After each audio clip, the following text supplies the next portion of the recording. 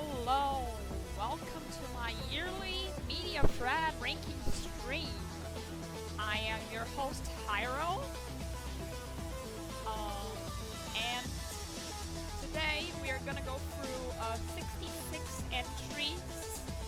Some are duped, some are like case-by-case basis. I will fill everybody in when the time comes. But first, as usual, I have never seen that Tokiko if you like using vote, I'm sorry. First, as usual though, I would like to do some housekeeping and also turn the fucking music down a bit. Hi Hamuda.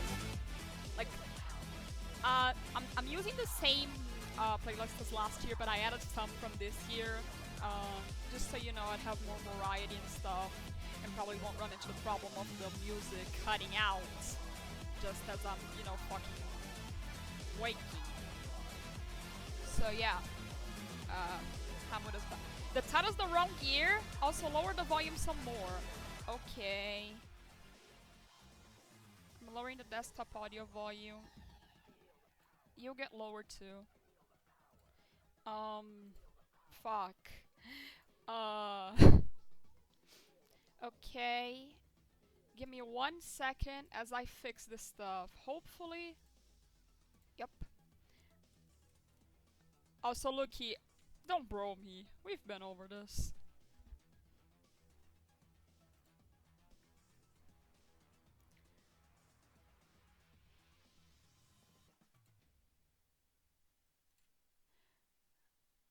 Okay. It has been fixed. Oh fuck! Wow, that's an early poll.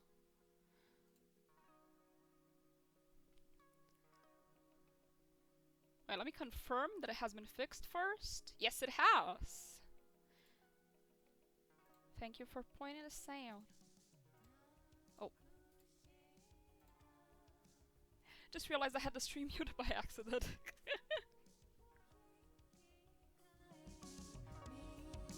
Also, Melon, you're quiet. Is this better? I spent way too long fixing my audio for this to not work. Please tell me the audio's not muffled, because if it is, I am going to shoot myself.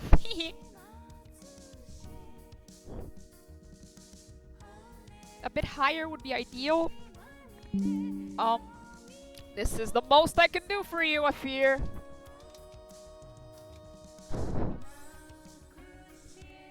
Oh, thank God, thank God. Okay, let's begin then by going through the previous years. Well, mostly just about the unfinished sections. There is nothing much to say for 2022, which only have an image format. You know, the stuff I dropped is still dropped. I finished Needy Girl Overdose last year, I'm pretty sure. No, or 23, one of those. Haven't gone back to either of these things. So yeah, that's about it for catching up here. Next up, 2023. Let's see, yep. Oh god. Okay, so basically in the unfinished category, you know, I finished Never 7,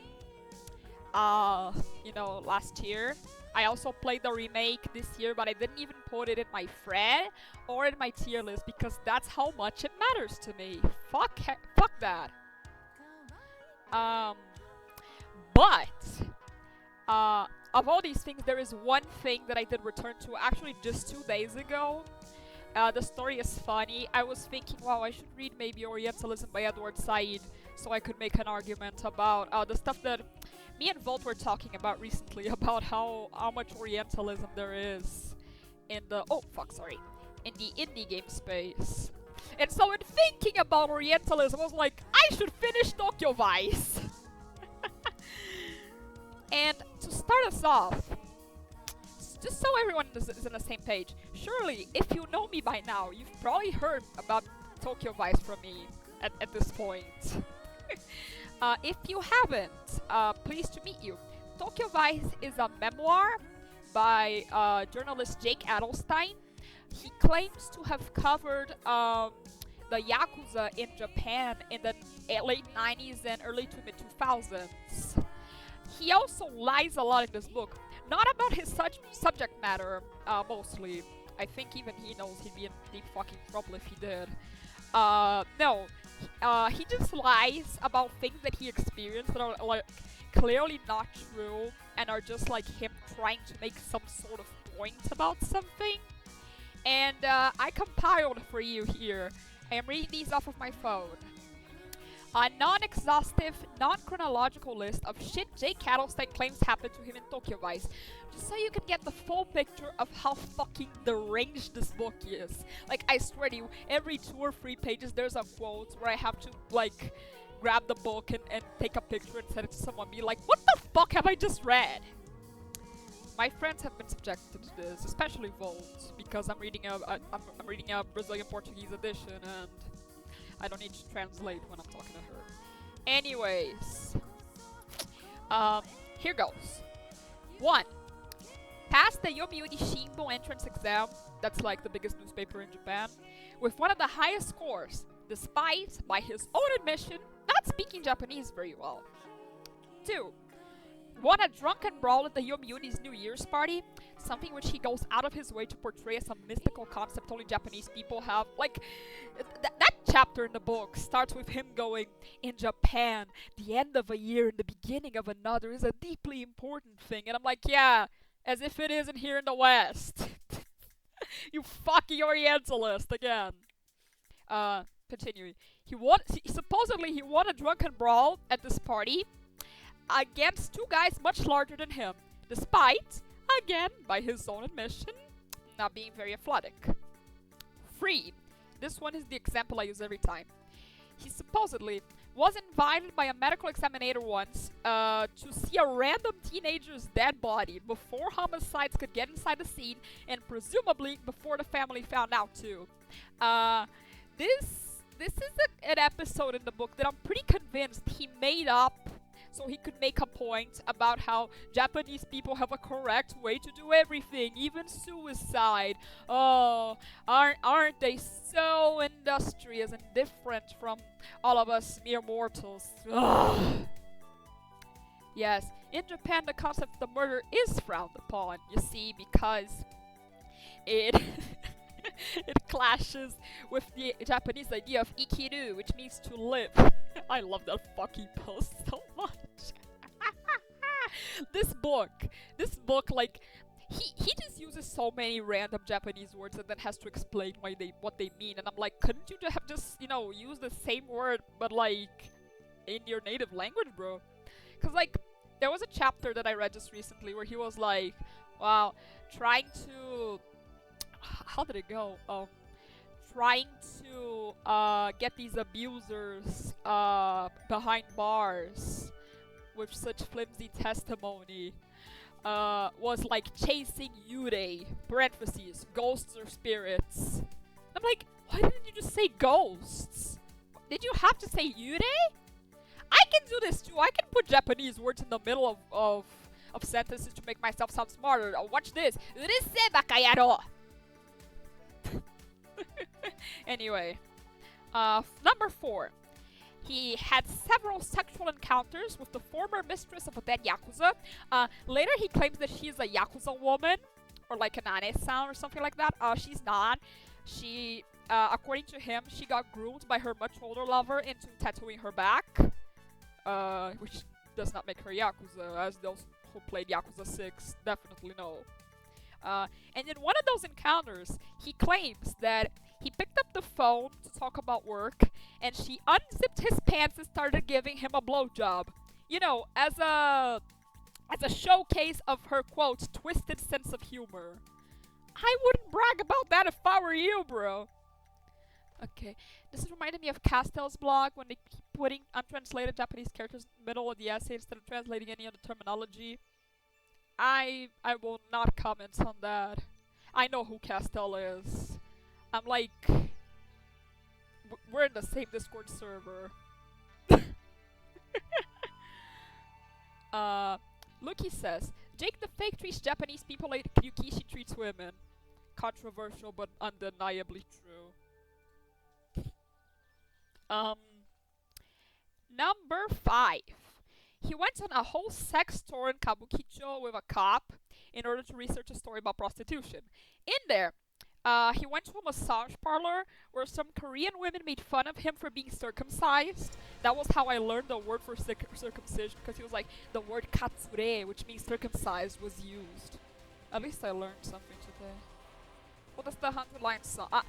I looked for a 100-line OST. All the songs that I wanted were either Silva Gunner rips or just weren't available, so you get this random one. Sorry. Anyway, so the Korean women make fun of him being circumcised, and then one of them puts her head inside his ass unprompted. Like, she makes fun of his dick, and then... This fucking book, I swear.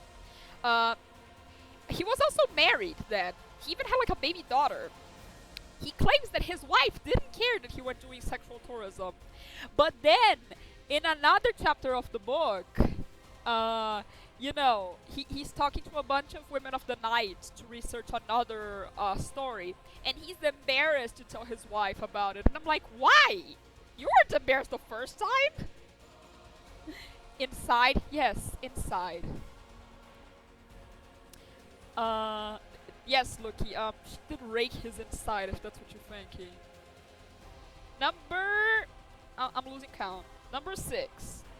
He got called a demon by the child daughters of a cop that he later hang out with for info.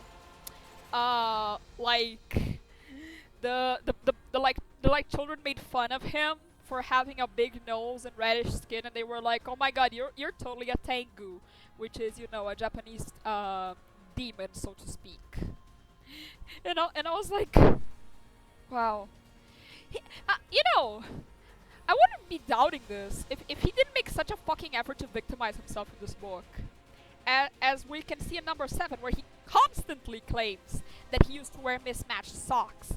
Several people in the cast point this out, and it's so transparently a ploy to make him look like a clueless nerd, it tires me right the hell out. Like, everyone's constantly talking about his fucking mismatched socks. And I'm like, okay, fine, you think you're Clark Kent. Whatever. Number 8. This is the funniest one yet. So there was this Yakuza boss, his name was Kajiyama. And he ran a loan shark operation, through which he made like $4 million, approximately. He went to Vegas to gamble this money, and like, got really rich from it or something. And you know what Jake Adelstein does when he finds out this information? He reports the guy to ICE.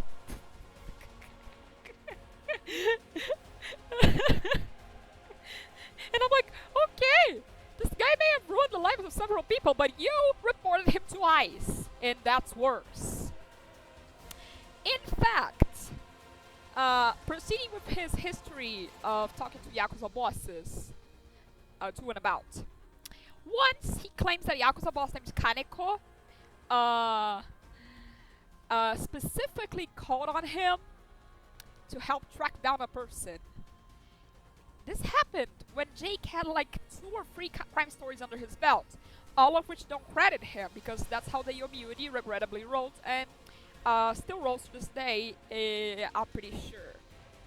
Like, I think the fact that these stories like don't have any bylines are like why he gets to lie so fucking much and so few people have called his bluff, you know? Because, like, he can just say, oh yeah, I wrote that one, and what are you gonna say about it?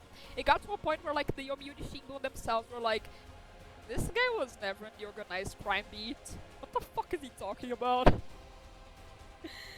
And like, this thing that he says about how, you know, when he was a novice, some Yakuza boss from the Sumiyoshi Kai, which is like one of the largest organizations in Japan, just like called him over to solve an issue personally. This is like if I started claiming that Jason Schreier once contacted me so I could get him a source from the Brazilian dev scene or something. I.e., this is blatantly untrue. I don't have that kind of renown. My god. He thinks no one will notice. And then, the final story that I have to tell you about his life. I totally lost count. This is number something. Holy shit, armed insurgents, how topical. His baby daughter was once used for a front page story on the Beauty about human cloning. A hot button topic at the time, the year 2000. The person behind Tokyo Vice Fact Checked, a blog that, as the title indicates, is dedicated to debunking the book. This person is sometimes way off the mark, but, mostly I trust them. They say they looked, but they couldn't find any article that matched this description. And I personally suspect, in context of the book, that he made that fucking article up so that he could be low-key, I mean high-key, misogynistic about his female coworker.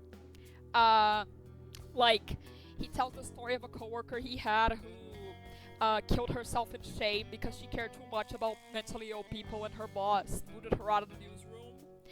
And like, he just spends that chapter in that story about his child saying, wow, how I held my child, and that was the happiest she ever looked.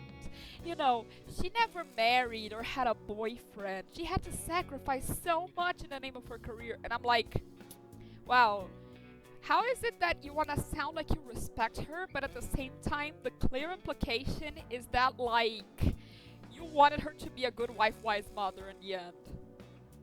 This guy fucking disgusts me. I'm like less than 100 pages away from finishing this book. Maybe next year I will tell you that I finished it and give you a more complete review. But like, I just wanted to get that out of my system. Ryukishi writing, yes, Bolt, you are correct. You said the same while we were discussing the book on DMs, and you are still correct. Okay. That's it for your recap of 2023. Next up, last year, 2024. I didn't have an unfinished year. There are definitely some things I didn't finish, like Melon Journey Bittersweet Memories. I don't think I have any updates for you. Sorry. Why does it loop like that? This is awful. Whatever. Okay. Oh, that's spoilers, sorry. You didn't see that? Let's start. Finally, after, 15 minutes to me telling you about Tokyo Vice. I am tired already.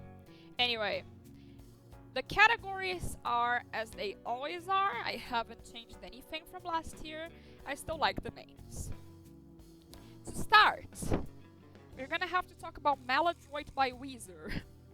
It's a funny story. I had a dream in January. Like, literally, I had a dream where this was the first thing I put in the media thread. And I was like, okay, bet. I obey my dreams. This album actually had some really good songs. It's considered the most underrated Weezer album. I actually know the story behind this one. It's because the promotion of this album was really rough because this album was basically produced by the forum fans, to whom Rivers Cuomo would like post the demos and like ask for feedback from the fans. And like, that made it so that everyone already knew what tracks were gonna be on the album. The first single was on radio in heavy rotation for about 3 months. And also, their earliest album had dropped just a year prior, so there was no appetite for Maladroit, like, at all, and that's why it flopped. It is, honestly, I had fun with it. It has the same, I can't respect this energy as any other Weezer album, but I actually really like the lead single where Rivers Cuomo says that he's an F slur. I don't know if I could say that on Twitch. Who could beat up your man? And I'm like, okay. I don't know what you mean by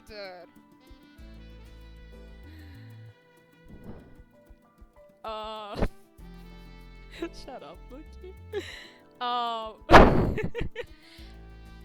I'm gonna put this album as C is for competent, just like I put the Blue album there on years past. Maybe next year I'll listen to another Weezer album, who knows? Next up, Slay the Princess, the Pristine Cut. I played this with my friend Kiwi between 2024 and 2025. This game is pretty good. The thing about this game that like most gets to me is that like the character of the princess is very she's written in a way that like you can believe that there's a real that's a real person talking to you. Even though she's, you know, just a bunch of lines of text. And I think that's admirable as a writer to be able to convey the sense of verisimilitude. That's about all I can say about what I think of the game without, you know, getting too much into the premise. So I'm just gonna leave you with that and move on ahead to the next entry. The Wild Robot. This is a good movie. I don't think it stuck with me as much as, you know, Luki, for example, would have liked it to. I just had a fun time watching this movie. I watched it on a plane. Luki and our other friend Elise really like this movie. It's about, you know, a decommissioned robot. No, not actually decommissioned. I think she just gets lost from the rest of the production line. And she ends up in a forest and ends up befriending all of the animals there. It's a pretty interesting musing on, like, you know, fitting in and sense of purpose. In that sense, she parallels her, you know, her child figure, who's a bird that can't fly right, if I remember correctly. It is also, of course, as Luki pointed out to me, a pretty unsubtle metaphor for autism, or at least you can get that reading with what the text presents to you. Top 10 movies about autism. Number 1, Duel 1971. Don't ask me how. It just is, because I like it. Yeah, some of these earlier entries may be more disjointed because, you know, it's been almost a fucking year since I did all of this. Next up, I watched Chico Bento e a Goiabeira Maravilhosa, which is a Brazilian movie. For this purpose, I don't think anyone who is not Brazilian will care about what I thought of this movie, which is about a Brazilian comic that is like massively popular here and here only. So I'm gonna talk in Portuguese like I did in previous years. Esse filme é Brasil, gente. Sou overload. É verdade. Eu gostei muito desse filme. Deixa eu fazer uma coisa em português.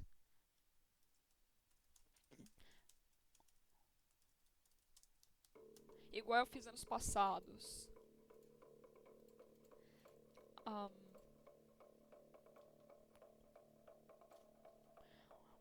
Ok, tamo aí. É um filme bonitinho.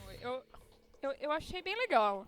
A única coisa que me pegou foi que o Zé da Roça e o Hiero falam com sotaque caipira, não carioca, pelo amor de Deus. No filme.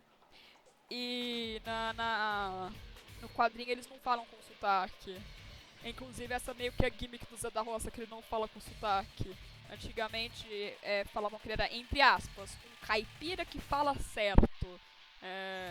A gente sabe que isso não existe agora com o poder da hindsight. Puta que pariu, é muito ruim fazer stream em duas línguas, eu fico falando coisa em inglês na frase. Enfim, a gente sabe que não é mais o caso. Gringo é slur? Que? Pior que nem apareceu aqui pra mim pra poder permitir um comentário. Puta merda!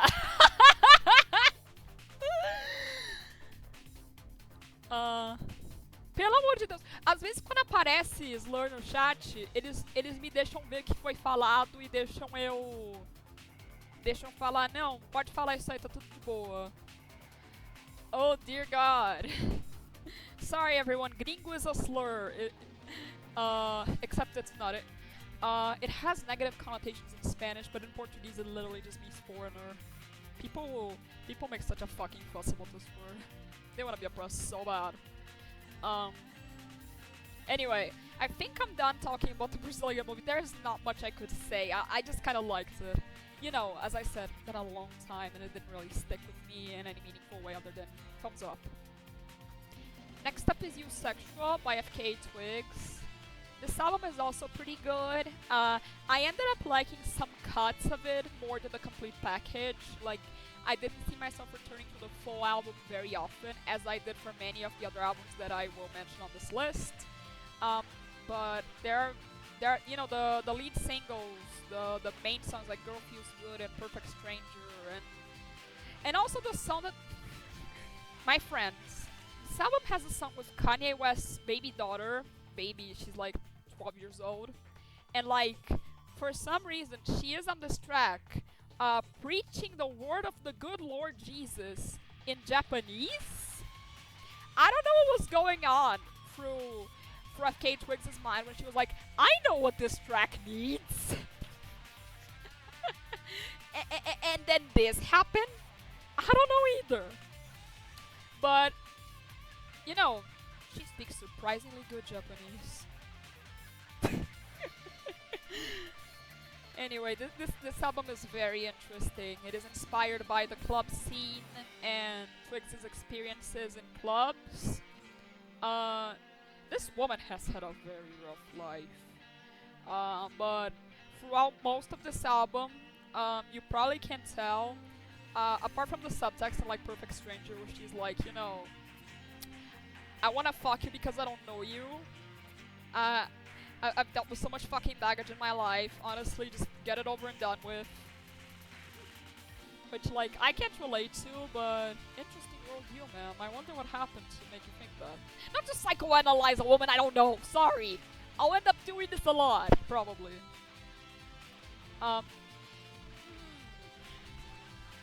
Next up is Lost Judgment. Well, it is not the worst Yakuza game I've played this year. But it's not that bad. This game has the best gameplay in the series. I'm just a little bit sour about it because very close people to me, including Luki, like, really hyped this game up for me, and then I played it and I was like, I didn't like this as much as I hoped I would, which is kind of a disappointment. I think the school stories are much better at like being a successor to the First Judgment in terms of scope and themes and characters and stuff. I like those way more. I think they're you know, they're worthier of being called Judgment 2 than the actual main plot of Lost Judgment.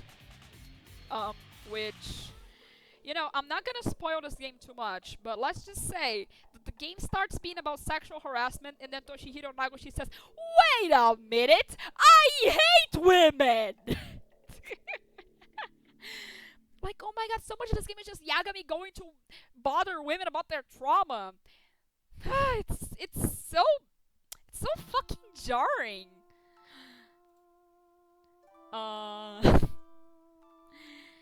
But, well, I'm just gonna put it here, but it's kind of a sour looking pretty good because I wish I liked this more than I did. I really do. But, like, the story is just so bad. Oh my god. They forced the framework of the Yakuza conspiracy that all these games gotta have on a story that, like, really could do without it. And also the main villain is fucking insufferable. After he's revealed, every single scene that this guy has is like, oh, I was totally right to kill all of those people. And then Yagami goes, but what about that one innocent person that died as a result of your actions? And he's like, shut up. And this repeats until he finally gets fucking tired and breaks down and, like, decides, okay, fine, I'll atone for my fucking sins. Whatever. Is there a Yakuza game that likes women? No. Dear God. Next up. Okay. So you know how in 2022, if you were here for 2022, you probably remember that the year was dominated by a little band that I like to call Everything Everything.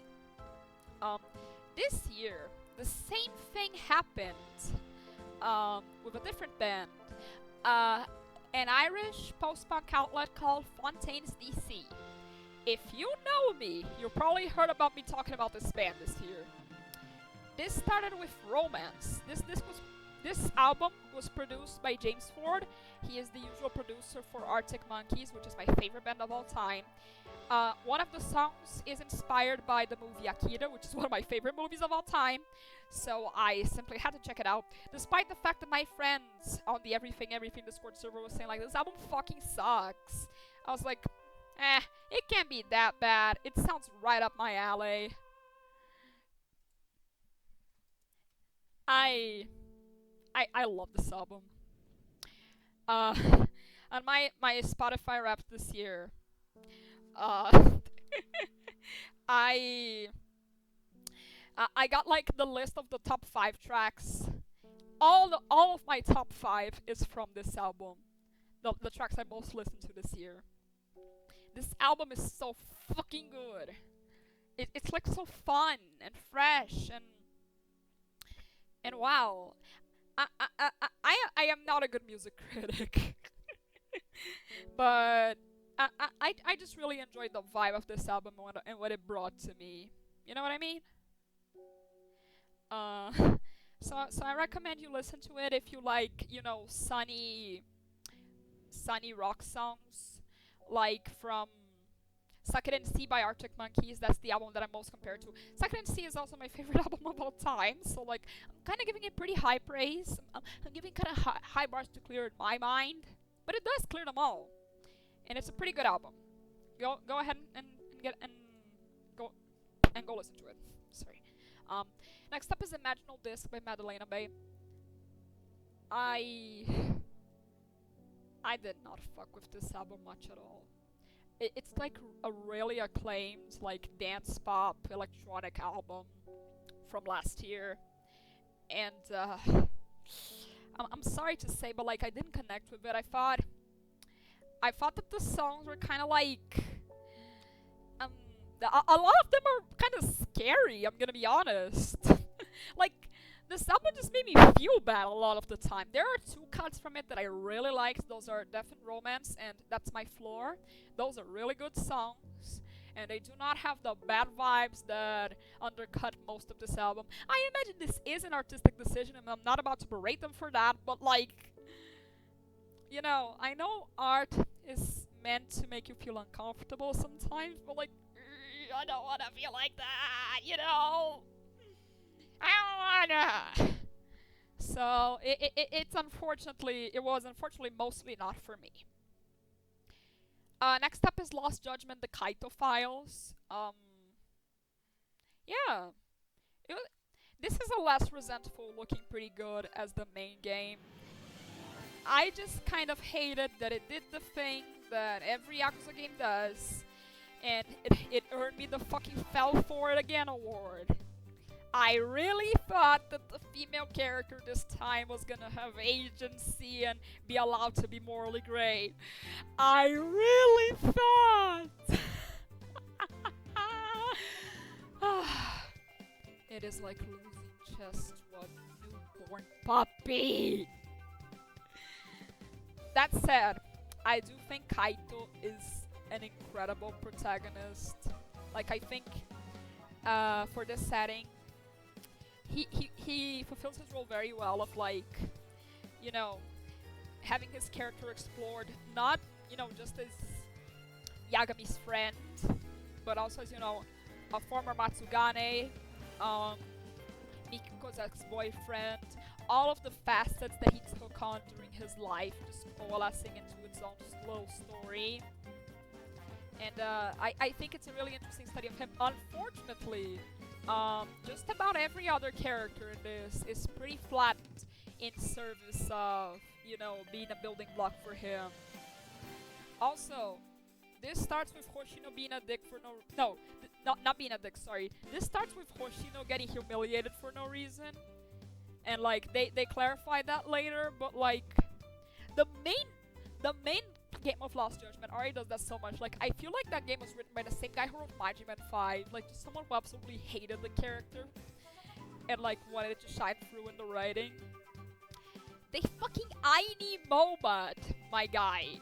This is how bad it is. Like, he just turns into a complete fucking useless jerk who is literally brought up onto scenes so that people can say, wow, you're a useless fucking jerk. What are you even doing here? And then he leaves. Like, what the fuck? Okay, sorry, Hoshino rant over. I think that if they really can get Takuya Kimura back to be Agami again, I think that the series can still live on with Kaito. I think he has proved he has the chops. He has the pathos about his character. It could also continue on with Higashi. I think Higashi Files or something would do a lot of good for the character, because again, Lost Judgment, he lost the main point of reference about who he is, which is Hamura. You know, Hamura made Higashi who he was, and like, he does not have a completed arc. Yagami doesn't even apologize to him for, you know, all of that shit that happens in chapter 3, and like, Higashi never gets the catharsis. And as a result in Lost Judgment, he ends up feeling like a lesser character. I would really enjoy it if they were to go back and, like, actually give Higashi the TLC that he deserves. I really did think they didn't hate women. Like, they really had me going for a while. Next up, Skinty by Fontaine's DC. This is their third album. I listened to all of their discography in reverse order. I wanted to be ready for their concert that was supposed to be in March, but it kinda got cancelled. And I just sat there holding my dick. But it's fine. Hopefully they return someday soon. The vocalists were caught up about it. They had to cancel because he fucked up his back. Melon forgot what game they were playing. For a loving second I did. But it was such a beautiful second, Lucky. It was such a beautiful second. Anyway. Skinty Fia is a good album. I had to bump it up a lot more times than Romance until it finally clicked for me, so to speak, but this album is great. It is somber. It is cutting. It is definitely a product of the environment it was made in, which is Ireland. This album is like, I love Ireland, the place sucks, I'm so fucking upset that it does. We should strive to be better. Their best song, one of their best songs is in this album. It's called I Love You. It's 5 minutes long, and it's about, you know, how much politicians don't fucking care for Ireland, and the string of like young male suicides that's been happening in the country comes up in the song as well. It's such a scathing song. I really like it. Singing it along is very fun as well. Yeah, this album is really good. I think, like... No, I shouldn't spoil it. Next up, Lost Records Bloom and Rage Tape 1. This is great. I'm gonna have to talk about this game separately, Tape 1 and Tape 2, because they were released with some distance from each other. And I had to review them both separately, write 2 separate reviews. So first I'll talk about Tape 1, and then I'll talk about Tape 2, and then I'll try to give like some sort of closing thoughts as to where the game as a whole qualifies. That said, Tape 1 is really fucking good. Along with Butterfly Soup from a couple years back, this slots... Actually, not a couple years back. I'm pretty sure that was last year. I'm losing track of time. This slots pretty snugly in the honored category of games that are for and about girls who had intense sapphic experiences when they were teenagers. This is about the lesbian situationship that fucked you up forever when you were 12. except they're a little bit younger, older than us. Sorry. Um, the protagonist of this game, Swan, I really enjoyed her character. Um, I enjoyed how the gameplay, which is based on like filming things around you, like it attunes you to her frame of mind of how she thinks that everything deserves to be saved and kept and cherished, even the smaller things, like just some graffiti you saw off the side of the road or something of the sort. Um, this game is wonderful. Is this is the music even playing? No. That's from Dustborn. Sorry for the jump scare. Dustborn is like $3 on Steam right now. I'm trying to get Luki to buy it as a joke. He's a Kusoge enthusiast. As I was saying about Bloom and Rage, Tape 1. This part of the game builds up a really good sense of like dread and tension because you follow these girls' friendship starting to blossom, and like the special things that they make for each other and themselves, and like you've already been told that this is not going to last. This is like cut. This is like a flashback that is cut with segments from the future where they're like talking about these experiences and trying to figure out why they can't remember that much from a certain incident that drove them apart and made them promise to never talk to each other again. And like you can just like get attached to these people and really know them and be like, fuck. It's kind of the feeling I had in a certain Yakuza game where like I knew a character was gonna die and I got attached to him anyway, and his death broke me the exact same way as if I didn't know what was gonna happen. It's that it hits a really good spot in that sense of finality, of fleetiness. There's another game that does this that I'm gonna talk about soon. Fuck yeah, Tape 1, absolutely perfect. I gave it a 9.5 just as a failsafe, just in case Tape 2 sucked. I'm gonna talk about Tape 2. I'm not gonna spoil my thoughts on it just yet. Just wait its turn in a couple entries. It's a pretty long ways ahead. But you'll see. Okay, next up is the movie Doctor Strangelove, or How I Chose to Stop Worrying. Oh, How I Learned to Stop Worrying and Love the Bomb. Luki once said, Melon, you wanna come watch this with me? And I was like, yeah, sure. No, actually it was more like, Melon, watch this with me, like as an order. And I was like, okay, because he just felt like it. This movie is batshit fucking insane. I loved it. I'm pretty sure my review of this on Letterboxd is just what in all caps. I had a lot of fun with this movie. It is very weird.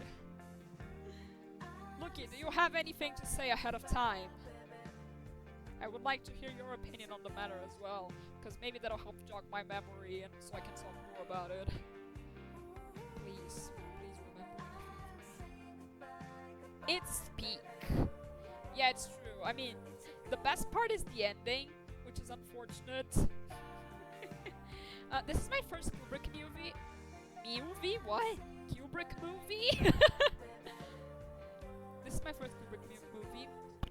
I did read A Clockwork Orange, the book, but I've never watched A Clockwork Orange, the movie. So that don't count. I don't know. Maybe I'll come back for more. Maybe I'll go see if abusing Shelley Duvall was really worth it.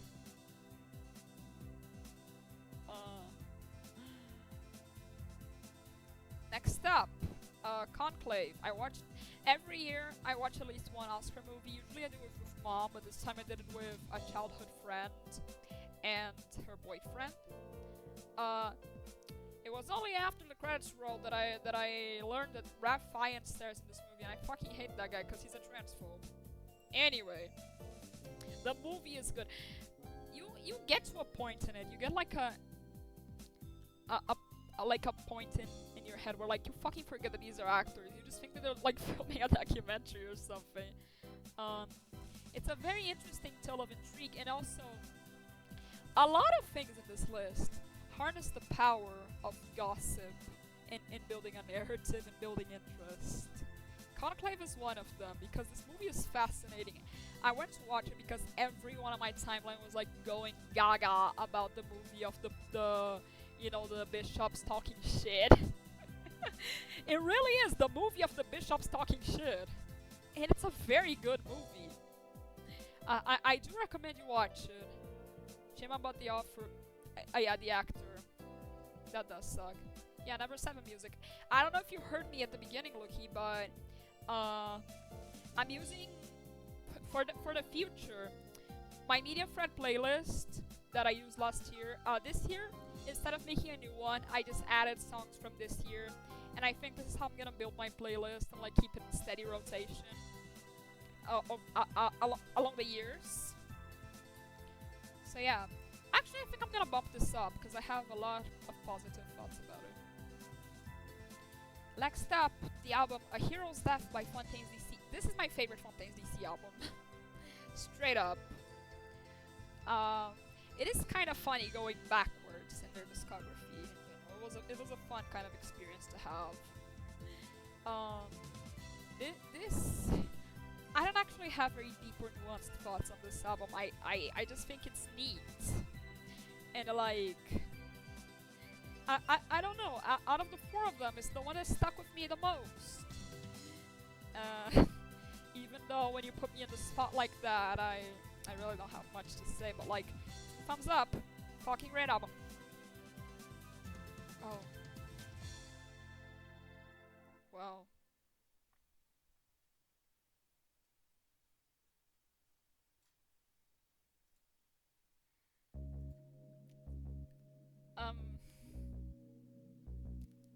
Like a Dragon Infinite 12 sucks ass.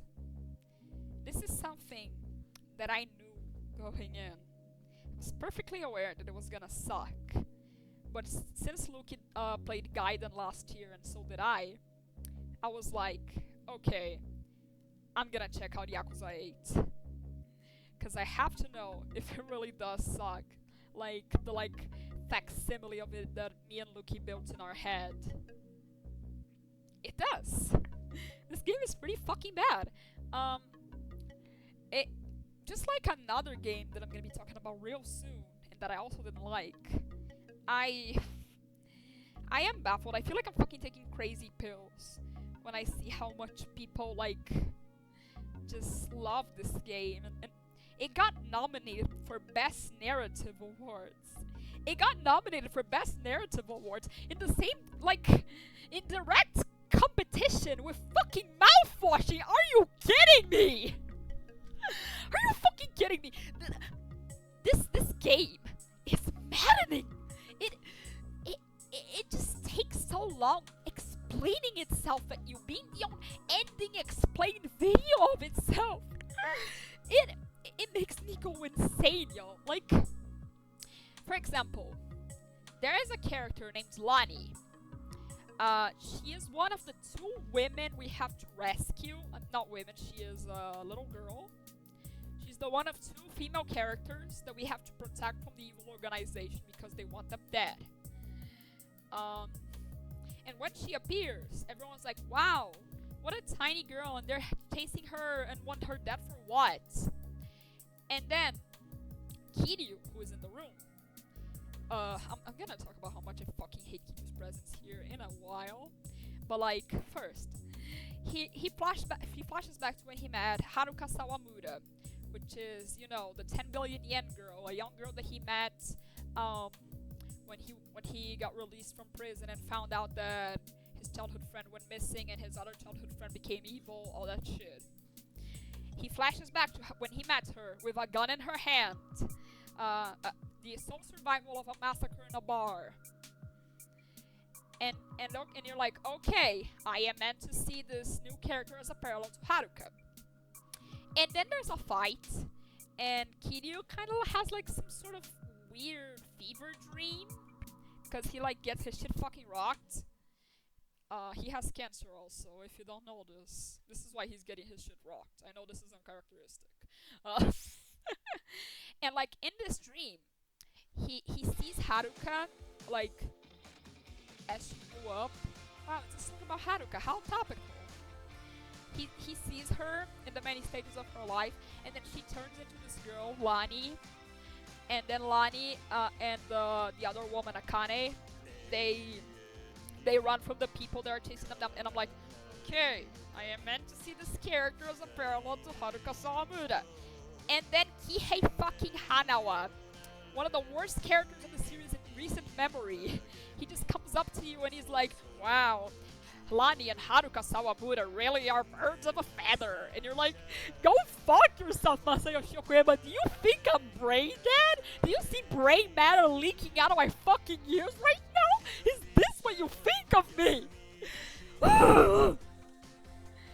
I'm kind of really glad to see the public opinion on Yakuza's finally fucking souring, because, oh my god, it's been years of fans and press pretending like the Emperor still has its fucking clothes on. You know, sometimes all that it takes is a bad, quote-unquote, definitive edition and a sex scandal. Maybe I do owe Teruyuki Kagawa a debt of gratitude. Whatever.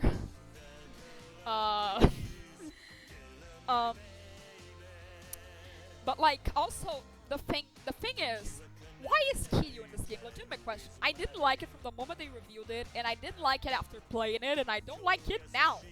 Because what he does is force upon the story a framework of, like, a celebration of the franchise that they really should have done a couple games ago, but they couldn't because they dug their own grave with Yakuza 6, and then Gaiden was a feeble attempt at undoing the mistakes that they did with the plotline, and now 8 is just Kiryu hijacking Ichiban's narrative and making it all about himself. Like, Ichiban is not the protagonist of this game. Ichiban is an accessory to Kiryu, and it is fucking disgusting. Like, Jesus. The more time passes, the more I wish dearly with all my heart that Kiryu had fucking died in Yakuza 5 in the middle of this film, like he fucking should have. Anyway, let me see the comments. Sorry, I like got so engrossed in talking shit about Yakuza 8 that I forgot to check what the people had to say to me. And yes, I am excited for Gang of Dragons. The AI poster is really a pity, but like, it just spoiled my life. I kind of feel weird to pretend like I didn't see it. It's because I miss Nagoshi so fucking much. Like, yeah, whatever. AI placeholders. Who gives a shit anymore? I just want to be free. I just want to be free from the fucking cycle of samsara! Okay, sorry, I'm speaking up. I was just lamenting myself. You know, this isn't character. But yeah. Okay, moving on. Because I feel like I'm about to cry. And I don't want to talk about Yakuza anymore. I won't have to talk about Yakuza anymore after this. Why does Funny from Yakuza 4 have to start fucking playing? Why is this the life I lead? Okay, I watched the movie Flow. I watched it on a date. The date was awful. The date was unbearably bad. She trauma dumped to me like her life depended on it. We did not have a second date, but the movie was good. I think the beauty of silent movies like this is that you are ultimately you have to come up with what it means to you, like for yourself. You have to think of what the dialogue is, and you have to think of what the narrative is trying to say to you, which is, you know, of course, about displacement, immigration, and climate crisis, and also about community.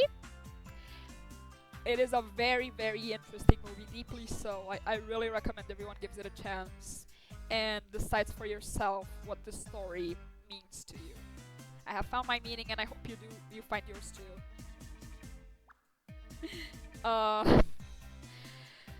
Comedy, yes.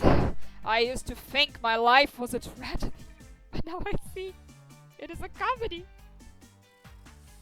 Okay, finally, to wrap up the Fontaine's roundup, I listened to Doggerel, which is their first album, last. Doggerel is in a category of albums that I have always appreciated, which is the scrappy, unpolished first, with like a garage rock kind of sound to it. There are two other albums that are very, very near and dear to my heart that fit this. They are Showbiz by Muse, one of my favorite albums of all time, and Whatever People Say I Am, That's What I'm Not by Arctic Monkeys. Both excellent. Doggerel slides in quite snugly with that legacy. This album is amazing. It like... I think Volt has convinced me to dislike saying that things have soul, but this album does have soul. It is a bleeding portrait of you know, the life in Dublin, just like, you know, every single Fontaines DC record is at this point. I mean, DC does stand for Dublin City. The final song on this album is called Dublin City Sky. The first song on this album also name checks the city. Oh god, it's just such a good fucking album. It's so hard to talk about music for me. Oh wow, a bod! Wow. Fucking be gone, bitch.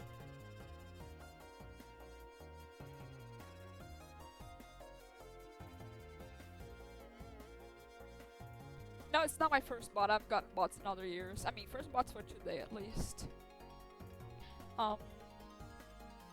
Anyway. Next up, To Pimp a Butterfly by Kendrick Lamar. I deliberately decided to listen to this album for the first time on the 10-year anniversary. And, you know, like, when you hear that something is good, like, all the time, everyone's like, wow, this is so good, this is so great. And you're like, okay, I'm gonna check it out for myself, I'm gonna see if everyone was right. Friends, I don't need to be the one to tell you that To Pimp a Butterfly by Kendrick Lamar is an excellent album. Like, you don't need to hear it from me. If I didn't like this album, it would have been a drop in the ocean of music criticism. And fortunately, I do. I really do like this album. You know, I have heard at least one producer for this album, Charles Martin, say that he tried to write music for, you know, the interlude for free, that communicated well, that, you know, Kendrick was really trying to get a message out with this album. You know, kind of like both an ode to the black community around him and, you know, denouncing how said community is treated in American society, of course. And you definitely get the sense that he knew he was making something important, but you also get an overwhelming sense that, like, everybody involved in the making of this album was making something that they knew was gonna be really good. You can, even if the recording process was miserable, which it probably was, it is an album. I hear many albums are miserable to record. But, like, you couldn't tell if it was. Because, like, so many little flourishes in this album just radiate fun. Like they were having fun making this. Like, they had confidence that they were making something, like, generation defining. Something that would, you know, alter the culture forever. It carries itself with so much confidence, and it absolutely has, you know, the chops to ascertain itself like that. If you haven't listened to it yet, if you're like me and you waited for some arbitrary milestone, like I waited for the 10-year anniversary, you should absolutely check this album out. I'm just kind of dipping my toes into hip-hop as of recently. I listened to another Kendrick album last year. I may listen to more next year. I'm looking at Mr. Morale and the Big Steppers. That album sounds like it's gonna destroy me.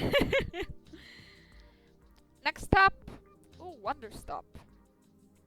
I am going to slot Wonderstop in GOTY contenders. This game is special to me. This was the first 10 out of 10 that I gave out in my career as a critic. And, like, This game is important to me, especially because it is something I wish would exist in 2023. When I was writing my term paper about crunch culture, you might have heard of it. Um, this game, like, just really gets into what drives the mindset. You know, the supposed passion of it all, why it's, ultimately harmful and will not lead you to make a better product or to, be better at what you do. It'll just make you fucking tired. And also, it presents insights on the process of healing, which is like, he made a cozy game. David really made a cozy game to be like, I fucking wish this cozy game would have fixed me. But like, it didn't. The journey to healing from, burnout in this case, or, any sort of traumatic experience that you want to project onto this framework. It won't just happen automatically. You have to actively start making choices for yourself that, put you on this path. You have to want to be healed in the first place. And I really think this game is wonderful. Just like Bloom and Rage Tape 1, as I mentioned, it does deal a lot with like the sense of finality of things and of lack of control, wanting things to be your way, but you can always have that. The customers at this shop, there has been at least one case in this game where like the plot does something like, after a certain time passes and you've talked and you've completed enough requests from your clients, they will all go mute, and the clearing that the tea shop is in has to, change and bring with the new tide more people and more stories. And you won't always see the end of all of them. You might think that this is a drawback of the narrative, but I actually think it works very, very well with the baiting, the whole process of change, and the connections that you will eventually lose over the years.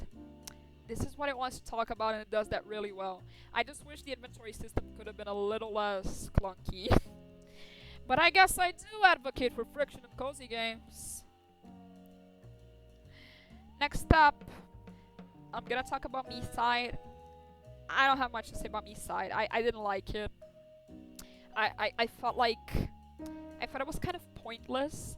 Like, all it wanted to say was like, like in the Twilight Zone, where sometimes the episodes don't have like a moral or anything. It's just, the guy saying, wow, wouldn't that be fucked up if it happened?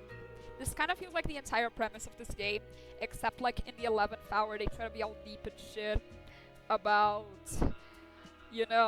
oh, you feel like you're so trapped in my game, but in your real life, you are stuck in a rat race. Isn't what I'm doing so much better? And the answer is, of course not. Like, it tries to start a conversation and it doesn't bother to end it. And I found it like, I just didn't know what to do with it,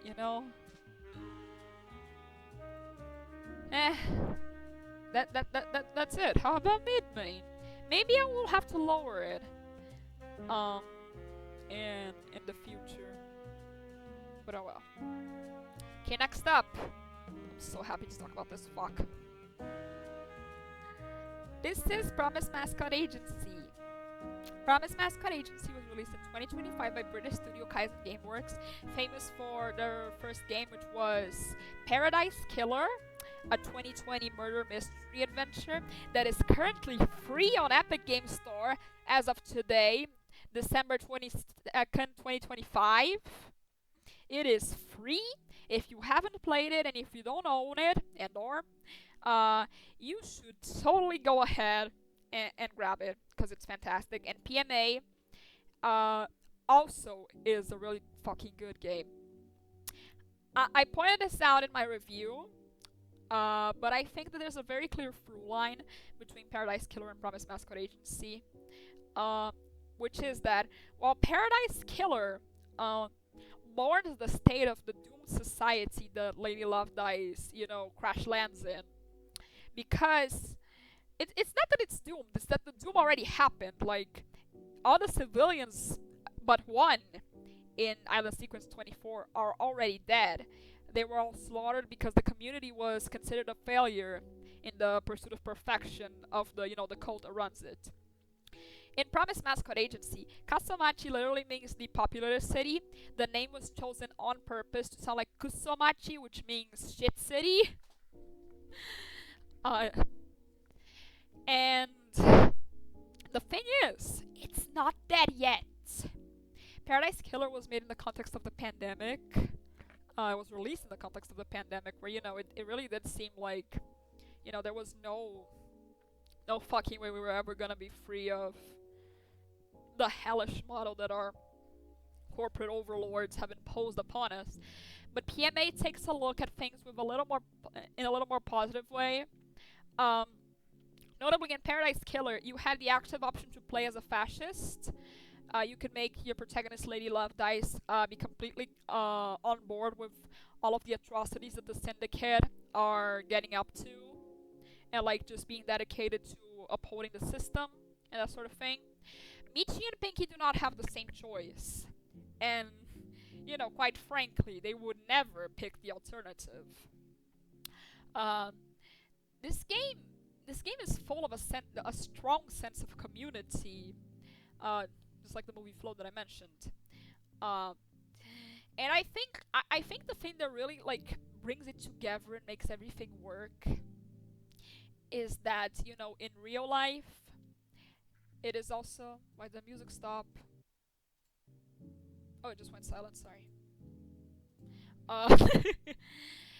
I think it's that in real life, it was made by a bunch of British people from small towns, and it is a game, about Japan and about a certain reality of Japan. It uses, for example, the framing device of the anti-Yakuza laws,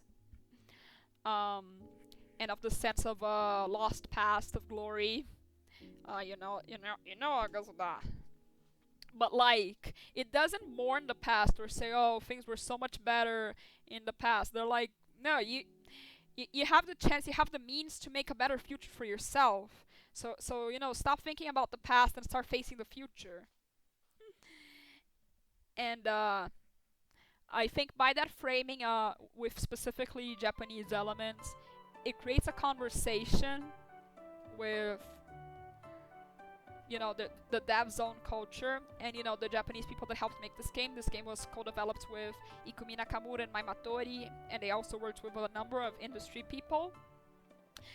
And I think this is what keeps PMA from being just another orientalist cozy game about a kawaii city with all sorts of yokai. OMG. I think the fact that it respects its subject matter as people is what keeps it from being patronizing, is what keeps it from commodifying the whole aesthetic. This is of course my view as a non-Japanese person.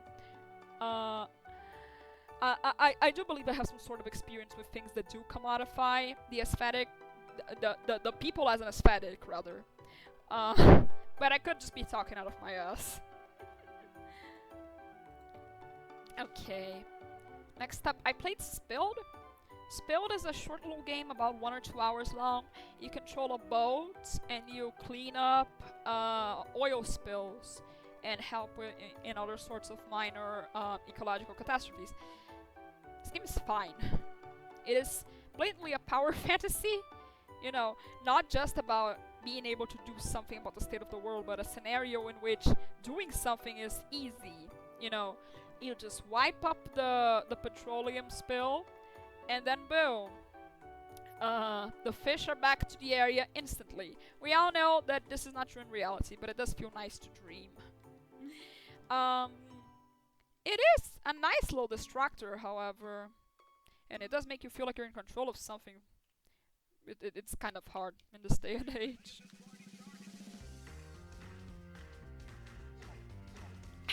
Sorry. Water break. Um, but like, I think the biggest hurdle in a way of this game is its own gameplay, which is it is quite rough to control the boats, and also this game has a final boss. I cannot name a game more unfitting for a final boss than Spilled. It was not a good call. It is not a fun fight. It could have done without it. It should have done without it. Well, at any rate. Next up, I'm gonna talk about Tape 2 from Lost Records Bloom and Rage. And the thing with Tape 2 is that it's not that I dislike it. It's just that I'm disappointed. Maybe I just got, like, an ending that didn't specifically, you know, address all that I wanted it to. But the thing is, I befriended a game developer by the name of Jacob. He is known to some people in this chat. He said once that his favorite trope to employ in writing is the noodle incident trope, which is, you know, when you make a reference to an incident that occurred at some point in the past, but you never clarify what said incident is. Because, you know, whatever the spectator can come up with will be better than what you present. And I feel like Tape 2 is kind of a case in point, because, you know, the actual explanation for what happened, it just felt so deflating compared to all the theories that I had made up in my mind, you know? It just felt like it didn't, you know, have as much impact as they probably wanted it to have. And like, I cannot possibly fault this game for not being what I thought it would be in my mind. But at the same time, you know, there's a feeling that what we did get was kind of undercooked.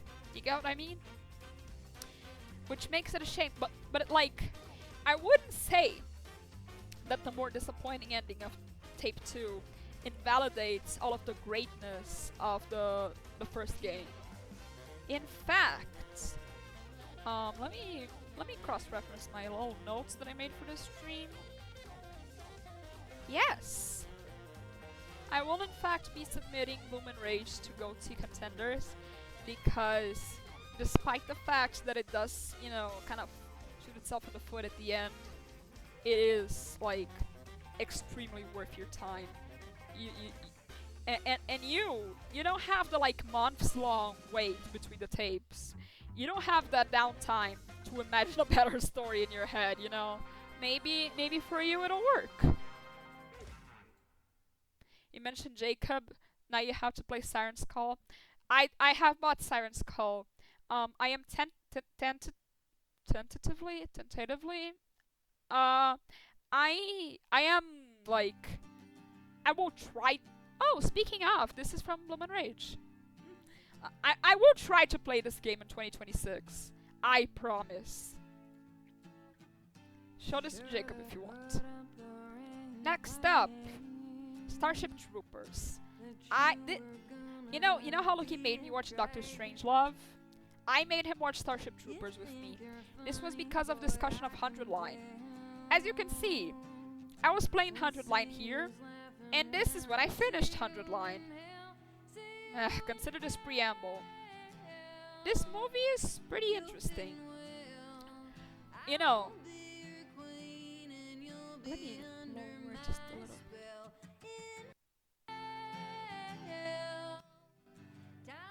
Okay, turns out that was like the maximum low it could go. Oops. Okay, so I guess I need to speak up. This movie is pretty effective at its thesis, which, you know, to both show how fucking silly the whole culture of propaganda in the United States ultimately is. This movie was made by a Dutchman. It is a foreigner looking into the United States, this whole war propaganda thing. Funnily enough, a lot of people, a lot of critics from the USA did not make that connection, like that it was about them. They thought it was like, because this movie overtly uses fascist imagery, And like they were like, oh, this is about Nazi Germany. This could surely this couldn't be about us. It is about you, buddy. Sorry. And you know the thesis is the same through line as with 100 line. It's about how, in the words of the director, war makes fascists of us all. Make that what you will. I think that's about it. Cause if I go on too long, I'll start talking about 100 line, and I don't want to start talking about 100 line now. This is a teaser. Stay tuned. Maybe in like an hour we'll get there. Okay, next up, I played Best Served Cold. I think this game has some pockets of greatness, like in the way that it depicts the police force, for example. You know, it's a balanced discussion, more or less, of, you know, the flaws of the police institution. But like, I just thought that the entire game like just failed to connect with me. I didn't get particularly attached to most of the characters. The gameplay was not intuitive most of the time, and it was just kind of a letdown, because when this got offered in my work group chat, as you know, a game that I could get for a review, I was like, fuck yeah, it's a murder mystery, I'm in. It was not very fun. Like, the mysteries themselves, not very fun at all. Really upsetting. And like, the whole procedure of investigating, you always have to serve the right drink to the right person at the right time, and you only get to serve them one drink, and if you didn't meet all of the conditions, you're gonna have to wait until they decide to come around your fucking bar again. It's just not fun. I have to confess that I did get the solution to one of them wrong, but I don't care. I don't care enough to go back and fix that. This game, it wasn't worth the time. Next up, also because of 100 line, I read Goodbye Eddie. This is a really good comic. I like Tatsuki Fujimoto. Wait. Oh, I got scared that I somehow forgot to put Reze Arc in here. But I did. Anyway, Goodbye Eddie, I really enjoyed, because, you know, there is a real synergy going on between what the story wants to say and the framing that it uses, because this story is about controlling the narrative, you know, framing things exactly as you want them to be framed. And it does the fake out twist a lot, you know, like, you think this is happening in real life, but it's actually the protagonist recording a scene with Eddie. And it's just really admirable storytelling. I just really enjoyed my time with this comic. I read it mostly to understand a reference that they make in 100 line, which is like when, in a certain route, Takumi and another character watch movies together as a means of bonding. This does happen here. Good comic. Again, I have to be vague, kind of, because it kind of lives and dies off of the strength of the twists that it holds. So I'm sorry if I'm not doing a good job of selling it. Goodbye Eddie is low-key Yumineko episode 8, but good. I would like it if you could explain that take. You don't have to do it now. Maybe you can do it in DMs or something. But like, I would like to hear what you have to say about this. You have piqued my interest. Next up, I watched It Invaded, the anime. I liked it. I am being very positive about things this year. The only thing that I do think holds this anime back is that, like, I know it's not meant to be a fair play mystery, but I just kind of get annoyed at how, you know, I was not given the tools to figure all that shit out, and I do feel kind of alienated. But maybe, you know, not maybe, for sure, you know, the whole procedure of the mystery isn't the point. I don't think the story expects me to be on the same wavelength as it. But I do kind of feel upset because I'm a fair play enjoyer, you know. If me and the story are not operating on the same level, I will get a little hurt about it.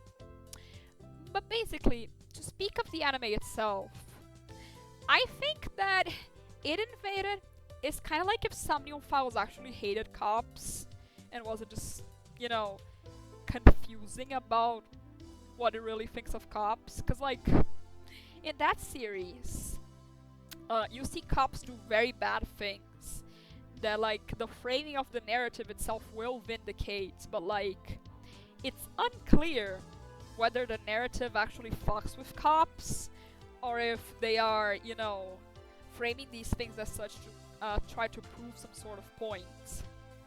In here, I think it's pretty clear that Otaro Maijo is not a fan of the police.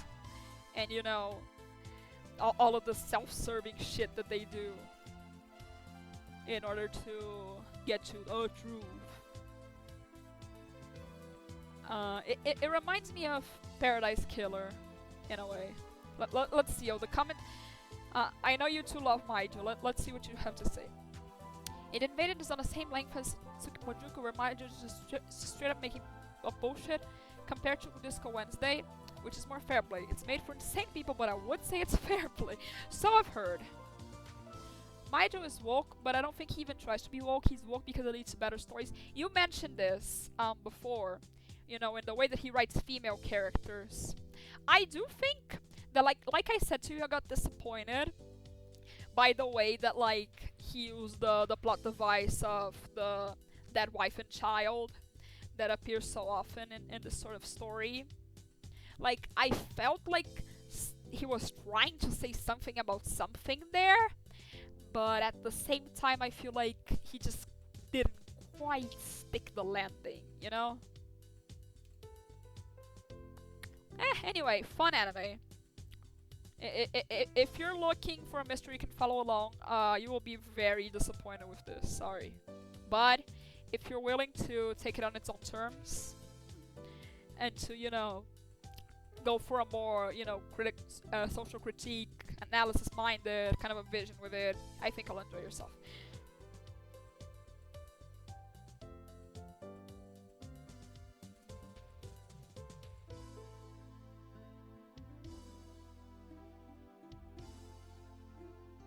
Anyway, I played Strange Horticulture, and I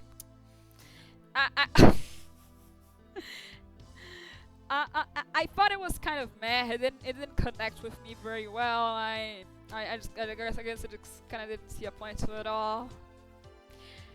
Okay, fine. Oh, wait. Let me check the comments first. Didn't even talk about Hondomachi. Estimate Hondomachi my goat. I like her. I just at the moment I can't find the words to talk about Hondomachi. I'm sorry. But I do like her. I think she's fun. I think she's insane, and I think she encompasses the themes of the entire thing quite well. You know, as in, you know, its portrayal, its deliberate portrayal of the police force. That sort of thing. I hope this suffices. I am not very good at words, despite this being my job. Okay, fine. I'll talk about Fantasy Life.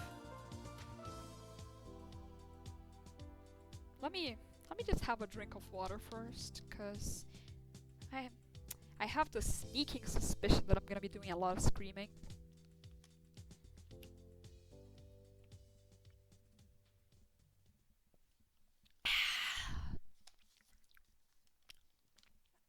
Okay. Fantasy Life Fi, the Girl Who Steals Time.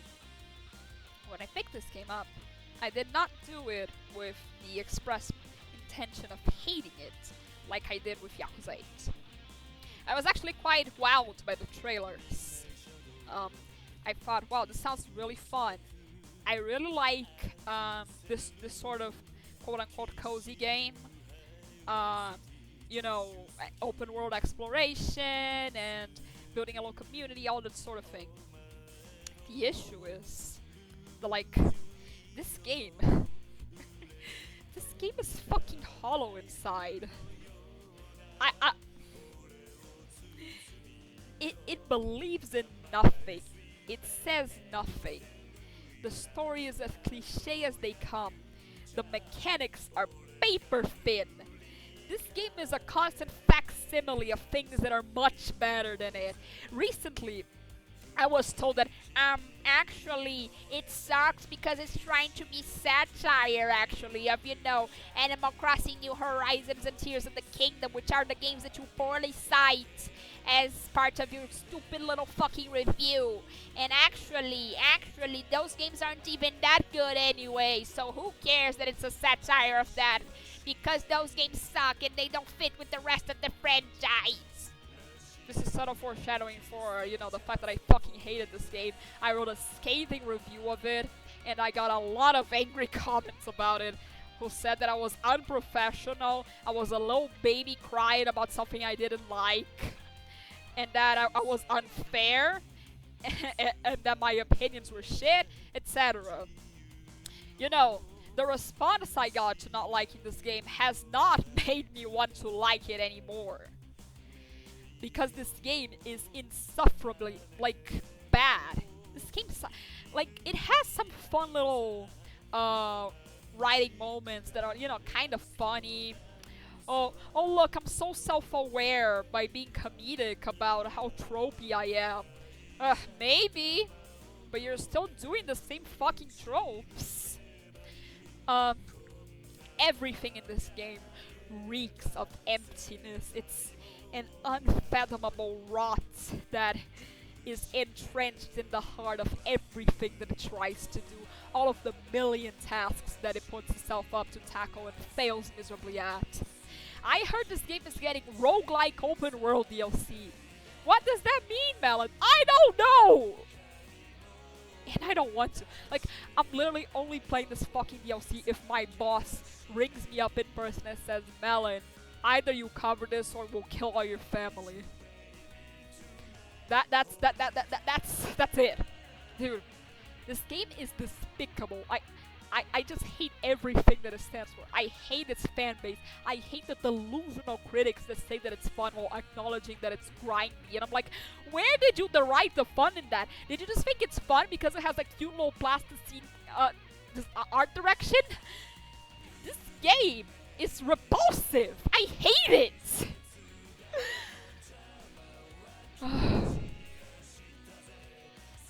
Oh god. Anyway, let's talk about a game that's good. I finally played Control this year. I knew the story of Control, the rough outlines of it, because I watched the streamer play the entire thing when it released, but the thing is that he would skip all of the flavor text for the sake of pacing the stream.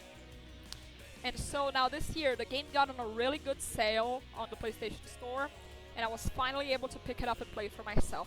I haven't played the DLC because they kind of ran out of Steam. Oh, but it's not on Steam, it's on the PS Store, you just said it! You're so funny.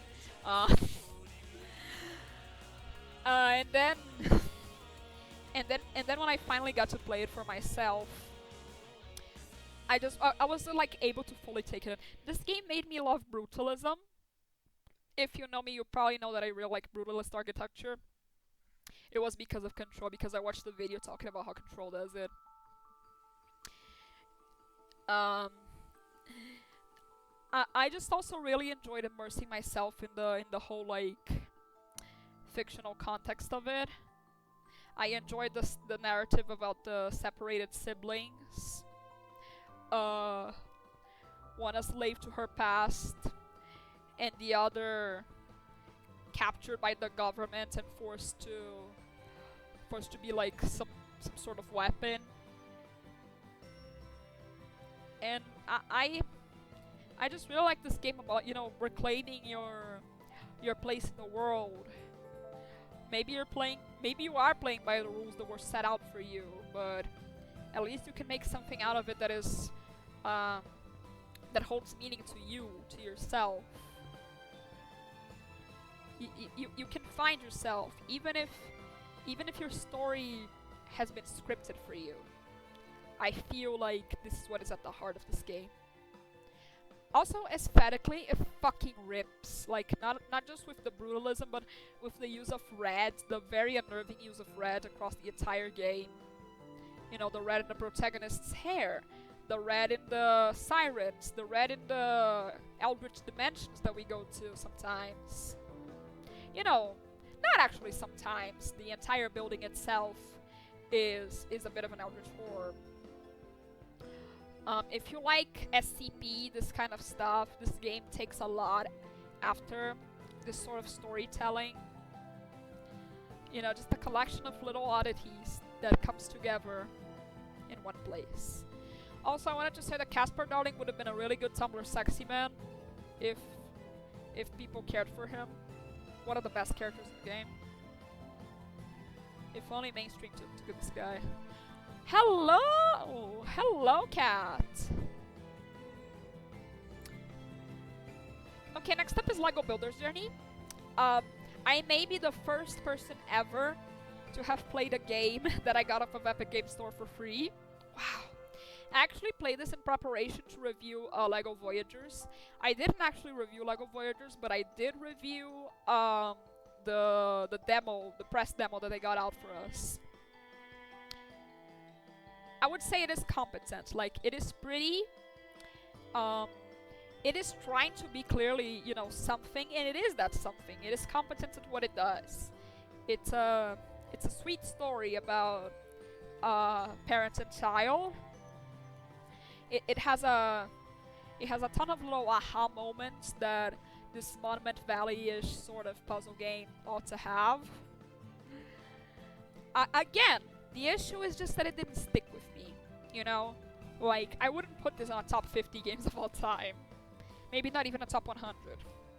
But it was fun for the moment and for what it is. And I think that's all that it really needed to be, quite honestly. Akudama Drive. This anime is fucking awesome. If you know me, you know that I am deeply passionate about the subject of anti-Yakuza laws.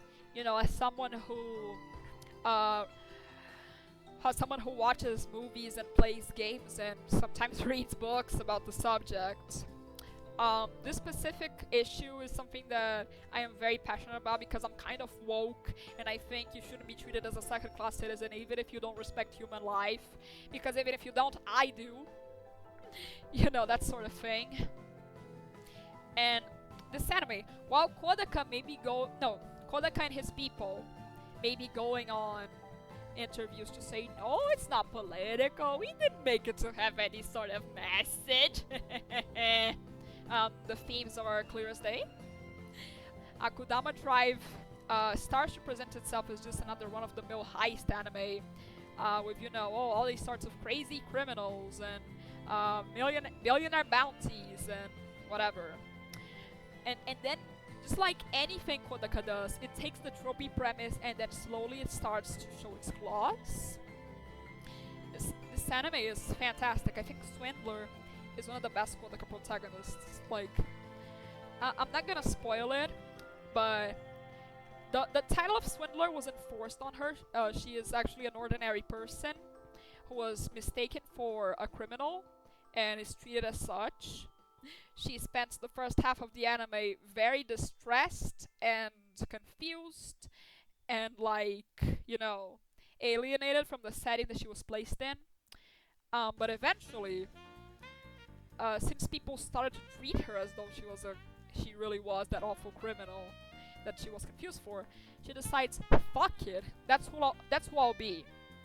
That is the mask I will gladly don in order to survive now, because again, like Control, you're in they gave you a role and you're like, I'm gonna fucking play it then. It's fantastic stuff. I also really enjoyed Hoodlum, who is a narrative parallel to Swindler in that he was also, you know, a small in his case he's a small-time criminal, gets involved with things much larger than him. It fucks him up, and he starts actually, you know, becoming that bad person that society told him that he was. It is unfortunate, however, that Kozutaka Kodaka's political manifesto does not include black people. You know, the black guy is the first to die in this anime. Sorry, spoilers.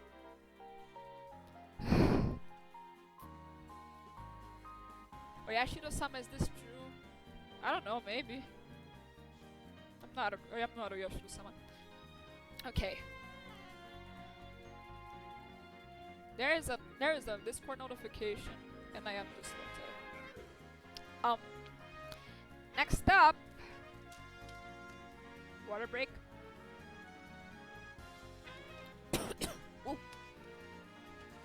We have Era Vulgaris by Queens of the Stone Age. If you follow my streams, you must have already noticed that like pretty much every year I listen to a Queens of the Stone Age album. I have a I'm like very slow to catch up on the releases by this band. You know, my thing is, I take a while to listen to albums, because I really want to take a band's album in before I move forward to the next. Fontaine's DC is an exception because I met them in February and I had a goal to like listen to all of their albums and like internalize them well by the time of the concert that, you know, didn't happen. But mostly this is how I operate. I have to have time to let it sink in fully, which is why my Quats track record is so slow.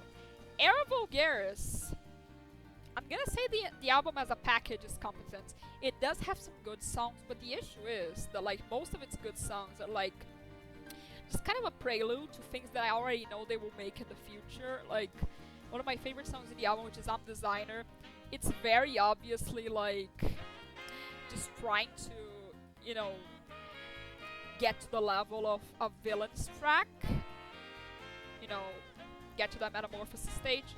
Also, this album drops the R slur twice.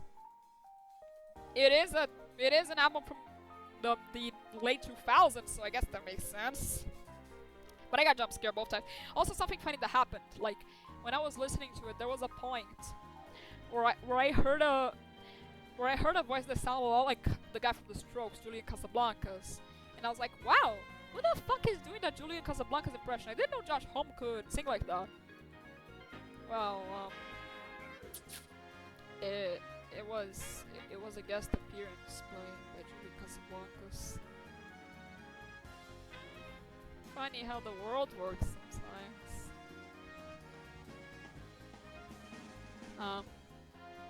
But yeah, like it's like the Magdalena Bay album in that I would recommend certain tracks over the entire package.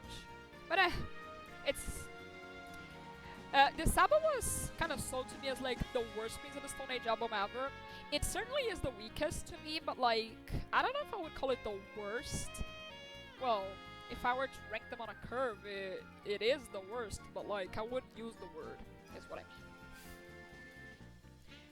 And then I read It Invaded Break Broken. That was the... Puta que pariu, caralho. I hesitated in putting a track from Fantasy Life-Fi in my playlist, and then I remember that I put a Yakuza 4 track last year, so I was like, whatever, bring it on. Anyway, Break Broken is the sequel to It Invaded. It is gay, and that is why I like it. Also has a deranged plot twist. Unlike the anime, it is centered on a single case, and all the remis that follow from that. I don't have very many deep thoughts about It Invaded Break Broken. Sometimes it's hard to make these, because like when I present to you the premise of like talking in depth about everything that I experienced this year, it kind of presumes that I have to talk in depth. I'm just not always very good at this. Let's see. They let Maijo write a manga and he decided to put all the twists he hadn't used yet. He's like Uchikoshi. He has 5 twists he uses every story. Wow. Hold on, watching Yuri's side plot. Not just her. There was that one side character that was really gay with the other side character, and that's as much as I can say without spoiling it. Okay. Oh. Bonus round in the Fontaine's DC Bonanza. I found out a couple months after finishing the discography that the vocalist Grian Chatten has a solo album called Chaos for the Fly. It's an Addams Family quote. This is a folk album that he made after he made Skintifia with the band. He needed some time for himself. He was like having anxiety attacks in the backstage and stuff. He was having a fucking rough go of it, and I read an interview that he was like, I couldn't really talk about these things with the band because it was kind of like talking to the walls. I loved them, but like they weren't really much help. And well, that is harsh. You do have to appreciate the importance of me time. And this album is a pretty great me time sort of deal. It's very folksy. It features his fiancée. I don't know if she's his wife yet. It's pretty bitter in a lot of terms. Like one of the central moments of the album is when he says, "People are scum. I will say it again. Don't let anyone tell you that they want to be your friend. They just want to get close enough to get the final shot." So like, it is fitting to the state of mind that this guy was in when he made this. Because why wouldn't it be? But yeah, great album, especially if you enjoyed the rest of the Fontaine's DC output. This one is very different, but it's still, very clearly him. Not just because of his very distinctive voice, but just the way that he talks about the world. Definitely worth it. This is Golden Rules for Golden People by Pretty and Nice. Okay, so in the Everything Discord server, which I have mentioned, we do this thing that is called an album exchange. You give them an album, they'll give you an album, you both have to write full reviews about it. I got given this one by someone who really likes Pretty and Nice. I gave them Doggerel right here. And like, this is a fun album that reminds me of how much I like indie pop. The issue is that the centerpiece song of this album is awful. It's fucking annoying, and it kind of drags the whole enterprise down to the point where I do not want to go back and do a full listen. But there are, again, as the case with other albums in this category, several cuts that make it worth checking out. But I don't know. You'll probably just find your favorites and run with them. It is at least how I listen to all these albums I put in here. Except I didn't even deign to do that for Weezer. You are smart, Katamari. This is true. I don't know why I put this one over any other cut from Katamari, but I like this song. Okay, we got to one of the big ones.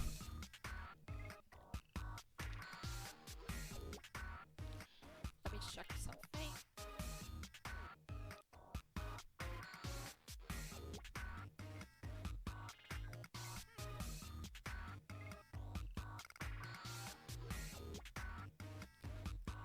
Yeah, I think I'll have to do a swap. Cause I just remembered my own list that I did on my on the website that I write for. That's kind of a spoiler, and I remember I didn't put that one.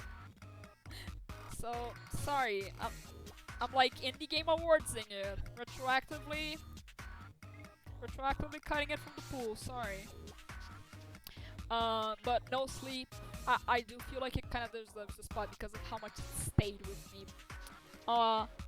Going in, I expected a world-ending catastrophe. I expected the most abysmal dog shit I had played in a hot second because, you know how they market this game, right? They put Iris Saga in a bunny costume and then sent her to fucking anti-Semitism dimension. And they just let her talk! I wasn't happy. But like, the thing is that the marketing of this game belies the actual quality of it. I had a fun time with it. I had a thoroughly fun time with it. Um, I played this with Luki under review embargo because he was kind of like my service dog. That's awful to say. But like he helped me because I'm hopeless at puzzles, and we had a lot of really good back and forth. Just like helping each other solve things and like getting to answers one before the other. It was really, really fun. And then like, of course, I can't get too much into the contents of the story because yes, this is Higashi, the flower of chivalry. Because you know, half of what it's doing again was into the marketing, and I'm not allowed to talk freely about. And also, you probably already know one of the big twists of this game because it's been heavily talked about. But I didn't, Luki didn't. We theorized a lot about that. We had very strong theories about that twist, and then it reviewed itself to us, and it was really funny because we were so heartbroken, but at the same time, it's like one of the best things this franchise has done in years. You know, as an Aini defender, as a thorough Aini defender, this game does a lot of things that Aini really should have done, and I think it's like better for it, I would dare say. No sleep for Kaname Date. If you're going in expecting like all the crazy time warping bullshit of the mainline series, you're not gonna get that because this is a midquel, and you know how it goes with prequels and midquels. These are stories that are dead on arrival. They have to have a clear end. So like the chance of it branching off into anything that wasn't a bunch of joke endings was always abysmally low. You should have kept this in mind, champ. Also, I just have to say, I have to get a little bit ahead of myself and just say, this game is so gay, y'all. Like, there's a very overt gay plotline going on in this game that, like, I have seen people decry it because it's not gay enough, but at the same time they place it in direct contrast with a canon gay character. And, like, what? Because they don't kiss, because they don't say I love you, you think suddenly it's not gay anymore? You think they didn't fully commit to it?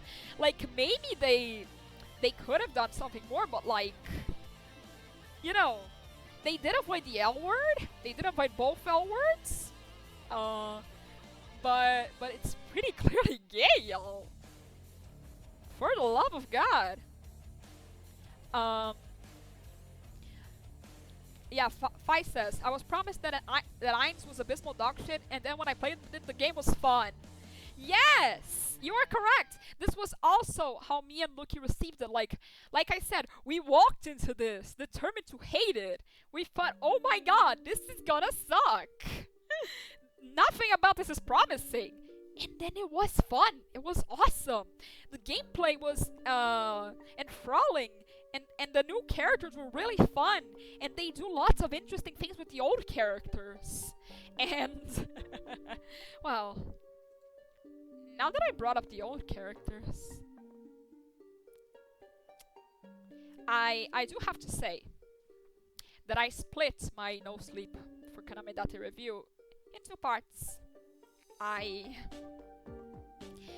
wanted to do this because if I had to talk about these two parts, like, as a unit, you wouldn't have understood why I actually like No Sleep for Kaname Date so much. Because half of it would have been bitching about a very particular subject. So here's my separate entry for that. This, from the epilogue, represents Momaku Makura's participation in No Sleep for Kaname Date. All of the segments that pertain to him, encompassed in this.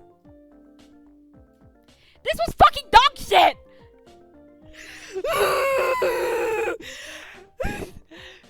One must imagine Sisyphus was happy!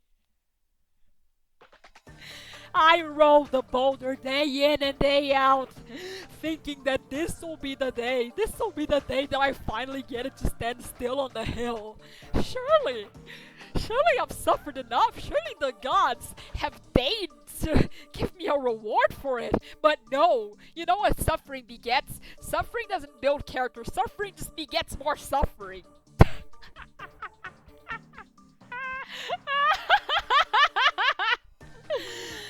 Oh my god.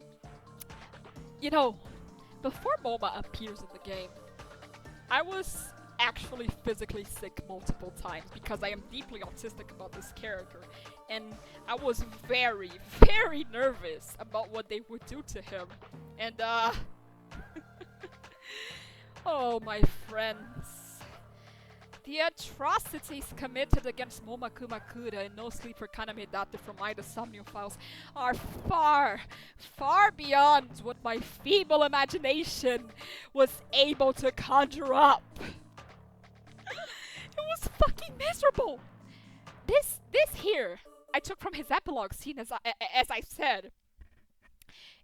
This scene is the worst scene in the entire franchise. It is worse than the choker scene. It is worse than the sunfish bucket shootout that I hate so much. This is abysmal. This made me cry. I cried during the scene. I cried because I was so fucking tired. They go above and beyond to destroy Momoko Makura's character and make everything about him about the fact that he's a fucking pedophile.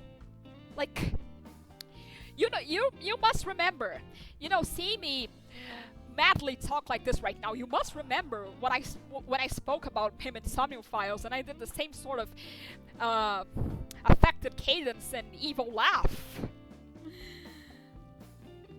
I was happy back then. I didn't even know it. Do you have any idea? Do you have any idea how much of his character Nirvana Initiative allowed Moma to retain? He has plot relevance through non-Iris means. You can go over to him and talk underworld gossip. He has a daughter figure. Oh, she's not a daughter figure. He has a daughter figure!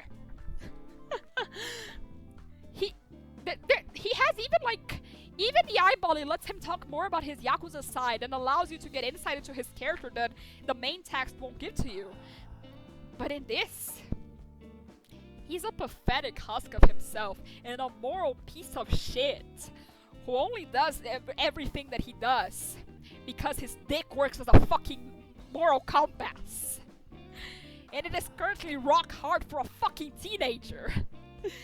Kazuya Yamada has ensured that I will never feel joy in my life ever again. I have to write fanfiction where he's had a fucking mold infection controlling his brain for years in order to get any sort of fucking closure. I will never be the same person again.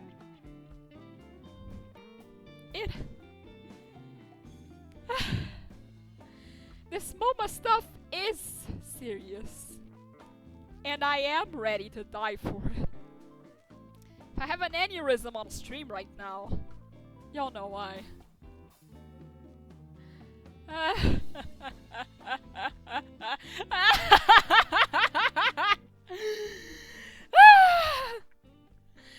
Oh my, I really wish that MoMA had bled out in the fucking dirty floor of the abandoned factory. Maybe then I would have been free. I could have been left with a character that was good. Anyway, let me have another water break.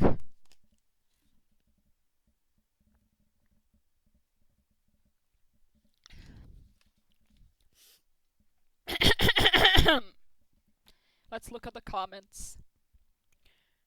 I was so engrossed. Let's see. The suspiciously MoMA-shaped hole in Melon's eyes discussion.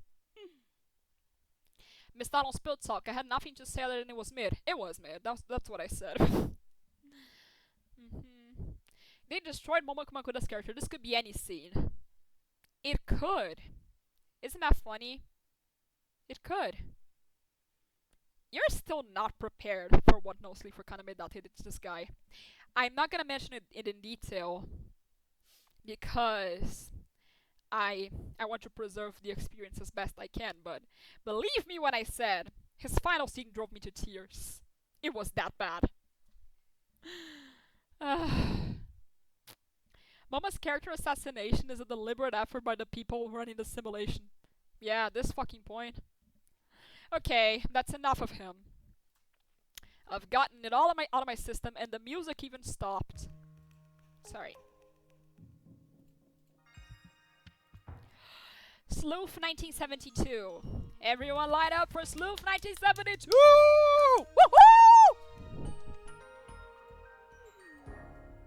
Woohoo! I watched this movie on Volt's Hedge Maze, which was named after the movie. I love the Hedge Maze. It was extremely fun. I may just like movies from the 70s, I'm finding out. Like, this movie's fucking insane, because we were like, surely it's almost over, right? Like surely they're about to wrap it up. There was an hour more in the movie when we said that. And it was a perfectly used 1 hour. Like, this movie is fantastic. It's like an exercise in fucking with you.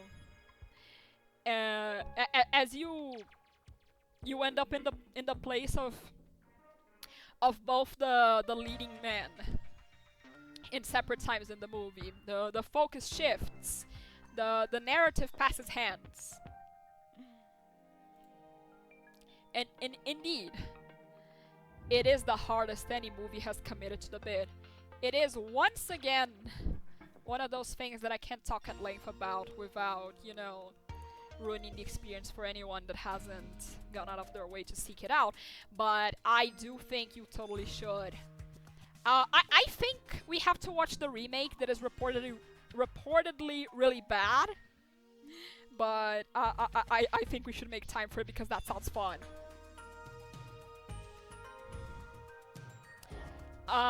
Next up we have a roguelite double feature. This is Wordplay by Mark Brown. It's a fun roguelike about word spelling. The only issue that I really find with it is that the final stages that are heavily reliant on RNG can take a long time until you finally win. You kind of just have to get a good run, unfortunately. It was a very fun time. Again, it doesn't have any story or anything of the sort, so I can't exactly ring out a false board essay right now. But if you like this kind of thing, if you like spelling games, you know, typing games are all the rage right now, really. So this came in a good time. And if you like big free type games, why not? Next up,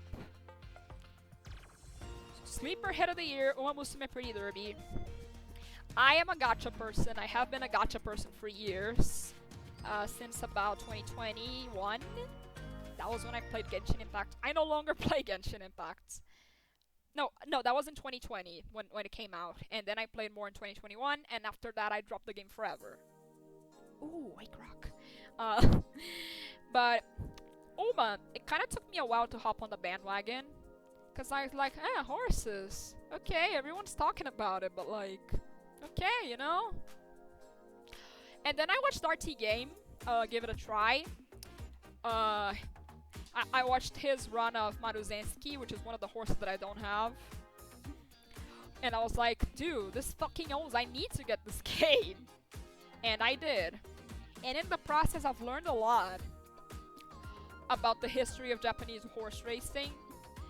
And, you know, all the care and the research and the passion, really, that they put behind these silly anime girl counterparts of the real-life horses. This game is... It is horse fanfiction at several points, and I think that makes it fantastic.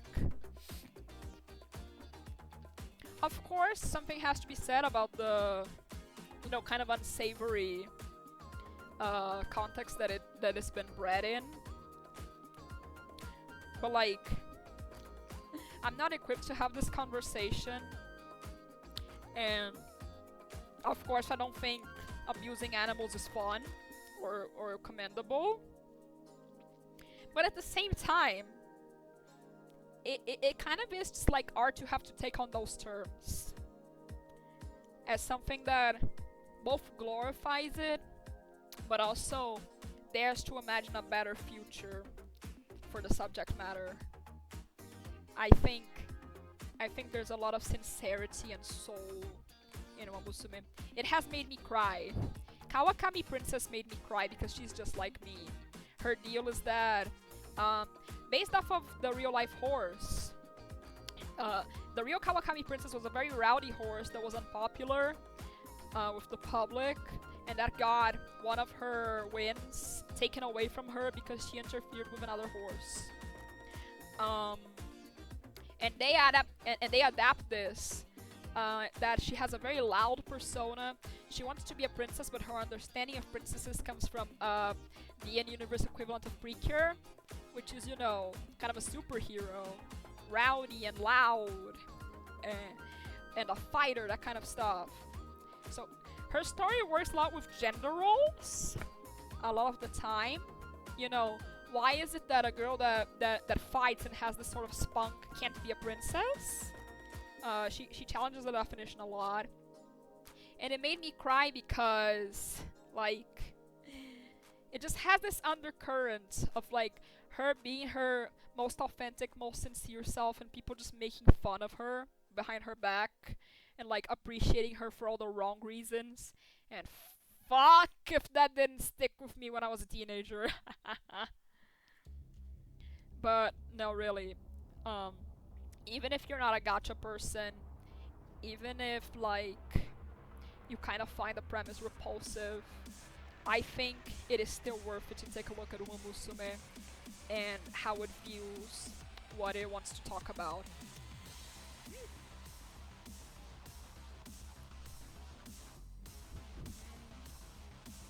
Yes, Vor, I picked Vor. I'm happy that you recognized Vor, Luki. I was gonna play Unwavering Belief in this playlist for the Lost Judgment representative, but I chose Vor because of my famous comment. Can we listen to child abuse next? No! We can't listen to fascism either! It's my Oxcord! Sorry.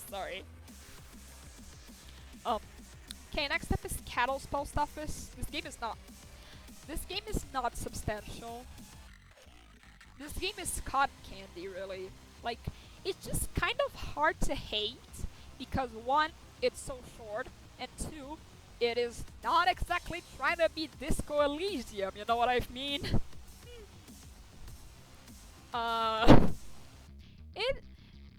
It's just that impressive. The comedy is just, you know, common cat owner jokes, like, oh, you can go inside of things for no reason. You can just knock shit off of high places.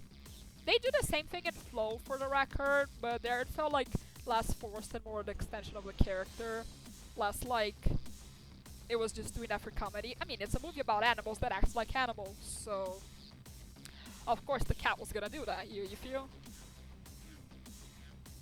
But here is just, you know, it is kind of empty fluff. It's the kind of cozy game that I least respect, but at the same time, it's not completely hollow like someone I know. You know, there's clearly a driving love of the developer's own cat companions that shapes the game. You even get to see pictures of the cats at the very end. So yeah, it's like, I would describe it as inessential. Oh dear god. Okay, some backstory.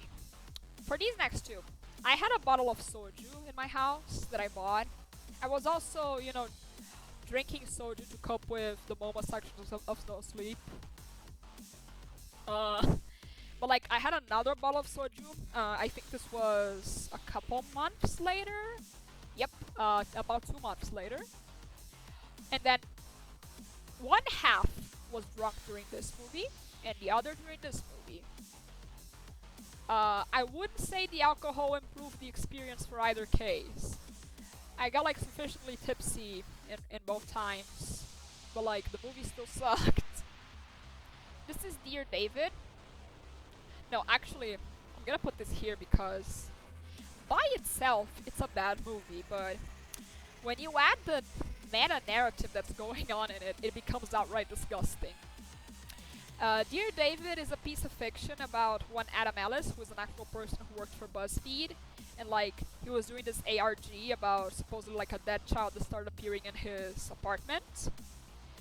In the movie, Adam Ellis is fictionalized as a BuzzFeed worker who is actively like being plagued by the ghost of this child because he clapped back at a homophobe on Twitter, and this child like killed himself because of bullying.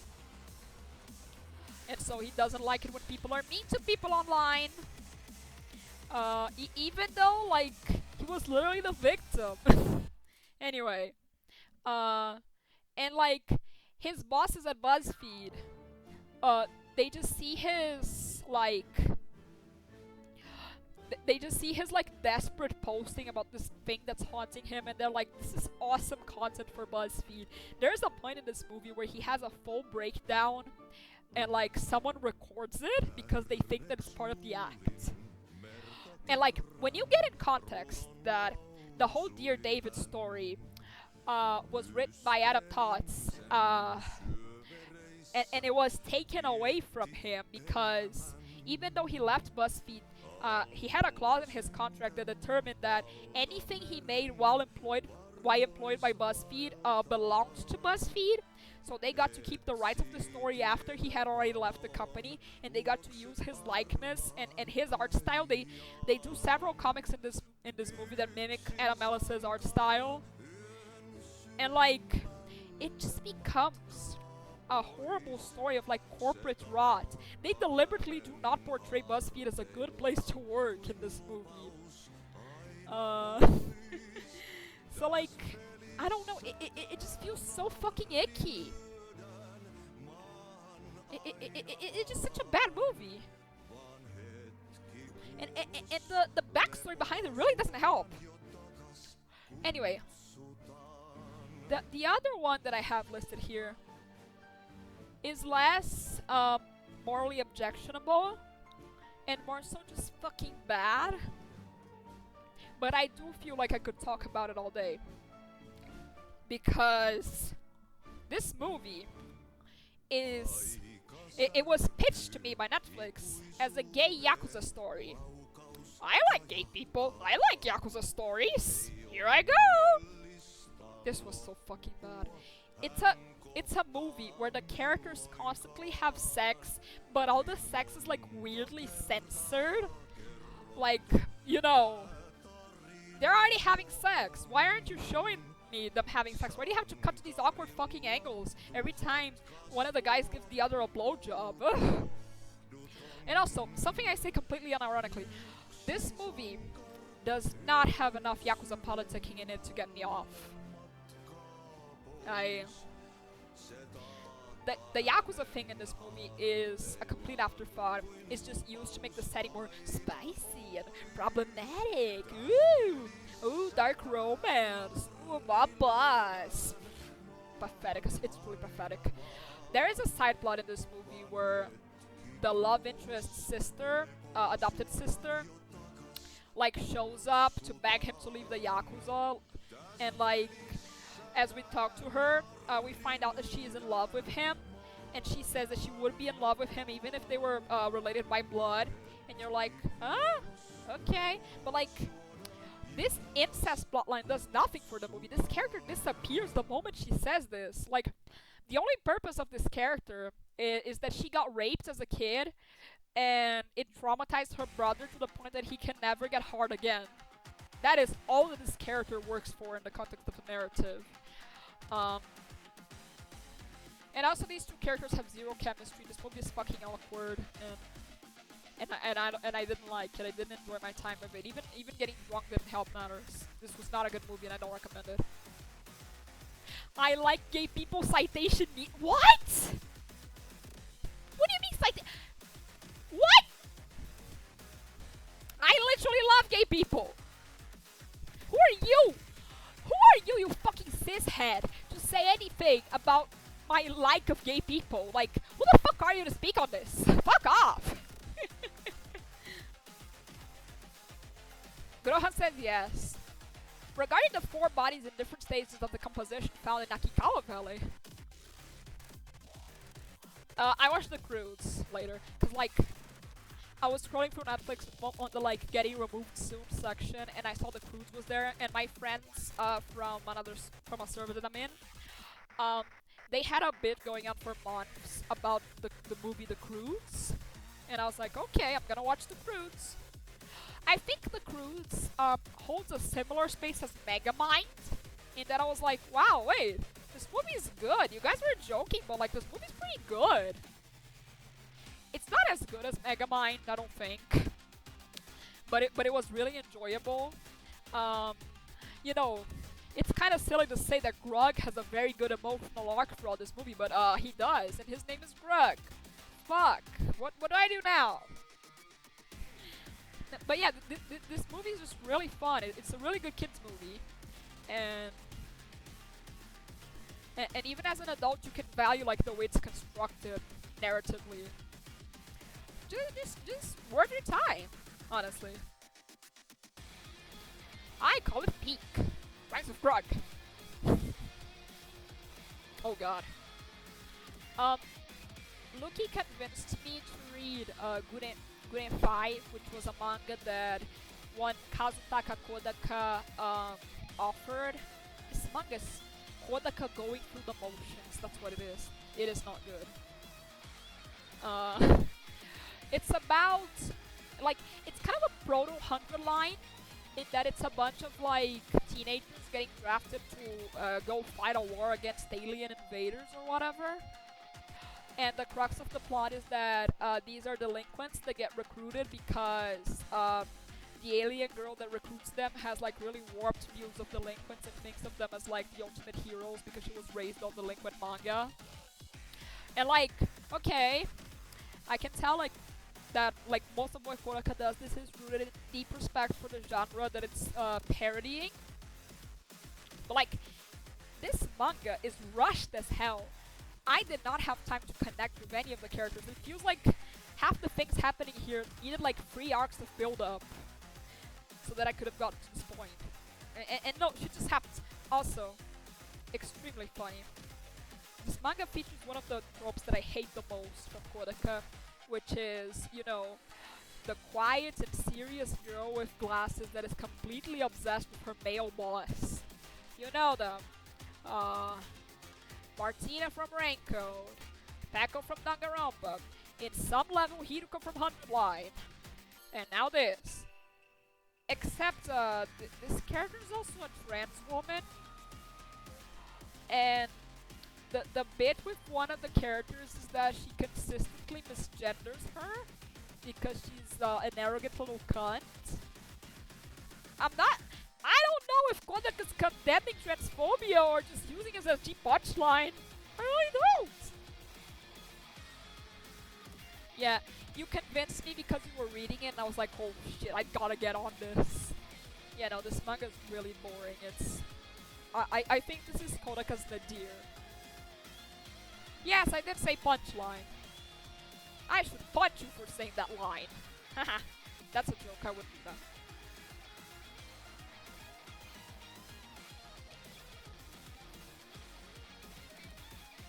It is irrelevant. It just serves to make the characters being the transphobe be evil, like be deliberately seen as evil. It's kind of like what I thought was going on with Akudama Drive. You know, I thought the Doctor was racist, like overtly racist to Brawler, as a way of driving home how much he sucks. But it turns out that was just a cultural miscommunication. Because you know, gorillas in Japan have a different connotation than how we think of them in the West. So like, she was just accidentally racist, and it actually works for her character. It's incredible.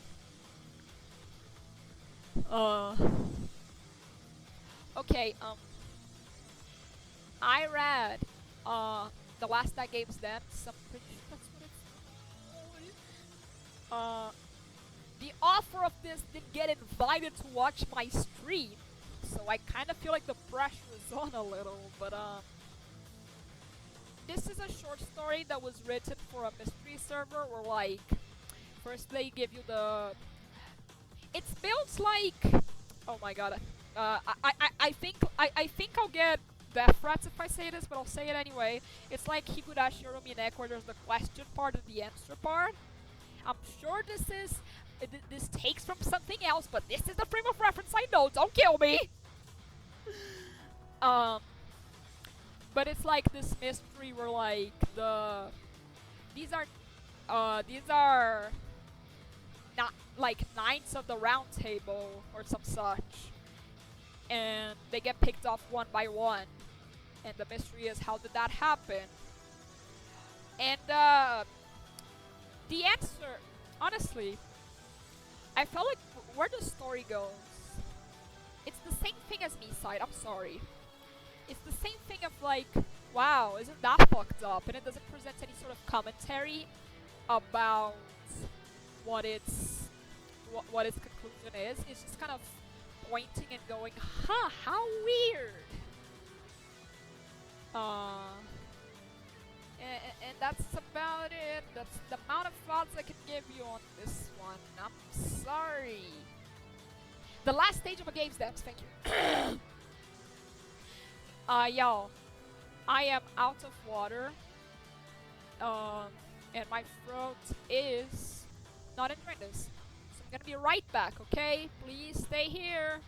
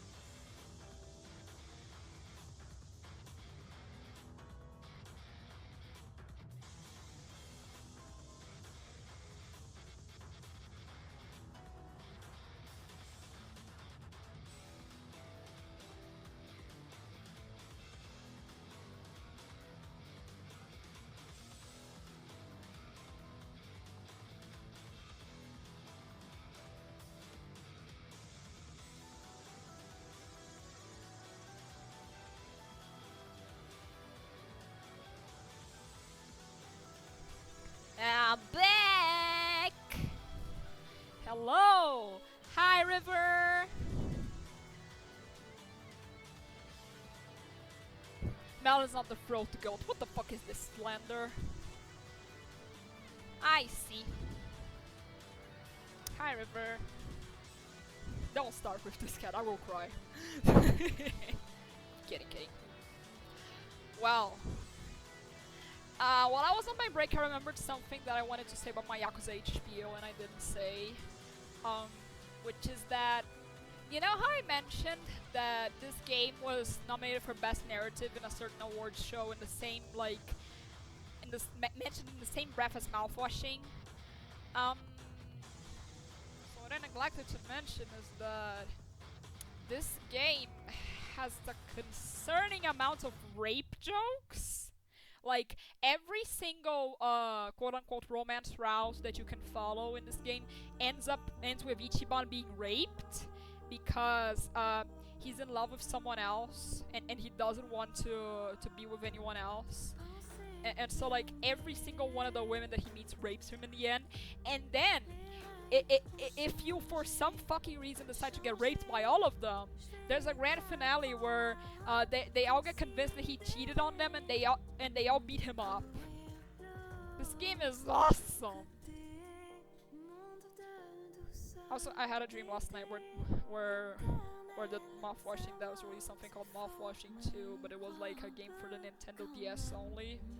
It also had Swansea in a dress of some sort. It was awesome. Anyway, I read this little poetry book by a dear friend from college.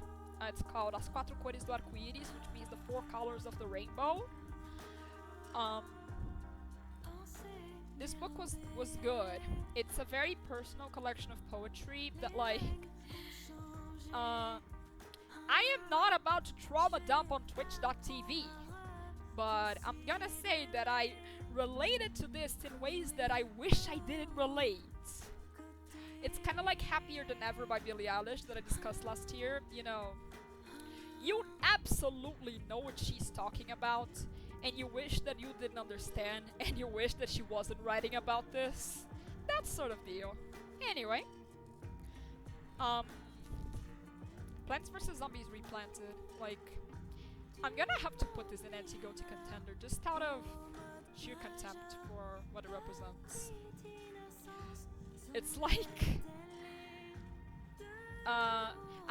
when I first got away, what I first took away from it was this, like it was kind of pointless. Like, okay, this is a port for modern consoles and PCs, etc. But like, so what? It doesn't offer anything more. In the time that I had with the playtest version, which they still haven't taken away from me for some reason, I was able to beat the entirety of adventure mode, and that's like all that I could do. So I'm not even gonna go back to see if they'll allow me to play the final build or something. They probably won't. But this game is just, you know, meandering and pointless, and doesn't do anything to really make its place in the world be like something valuable.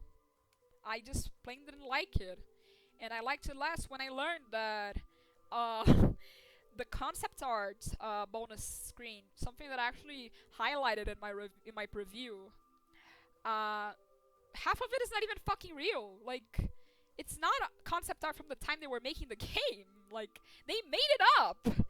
They made concept art up so the players wouldn't feel bad that the section was so empty. I feel like I'm taking crazy pills. Oh god. Okay. And then I watched the first season of the Uma Musume anime with my friends Luki, Reagan, Kat, and Fi. We basically dragged Luki to watch. Actually, Fi wasn't present for like all of these, but she was there sometimes, so I count her in the group. The problem with this anime is that it's like the proof of concept for the entirety of the Uma Musume Pretty Derby franchise. And unfortunately, it does depend on you already knowing the characters, already liking them, or even just like knowing the horses, because you know these characters are based off of the careers of real horses, etc. But like, this does not stand on its own without a lot of required reading, and it was the first thing that they decided to show to the world. It has one bright spot, which is the relationship between Special Week and Silent Suzuka, which, you know how much I love getting queer baited. This dog was a grandmaster. But other than that, it like doesn't stand on its own, and it's incredibly mean-spirited. Like, way too many of these scenes are like calling Special Week fat. Or like, it's their trainer being a fucking creepo.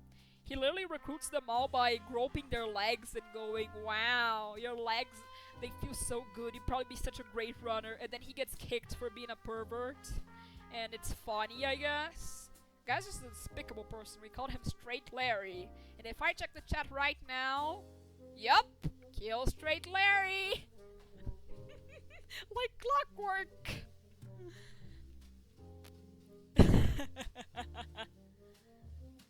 They did have Sususpe, so like, I'm just gonna say, oh no, sorry, you stay here.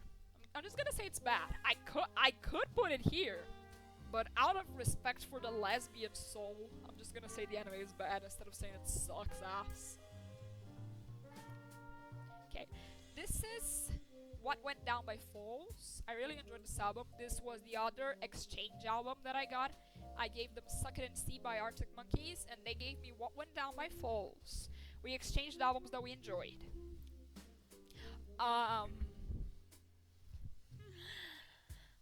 This album was my birthday album, actually. I listened to it on October 14th when I turned 23. Yay. Happy birthday.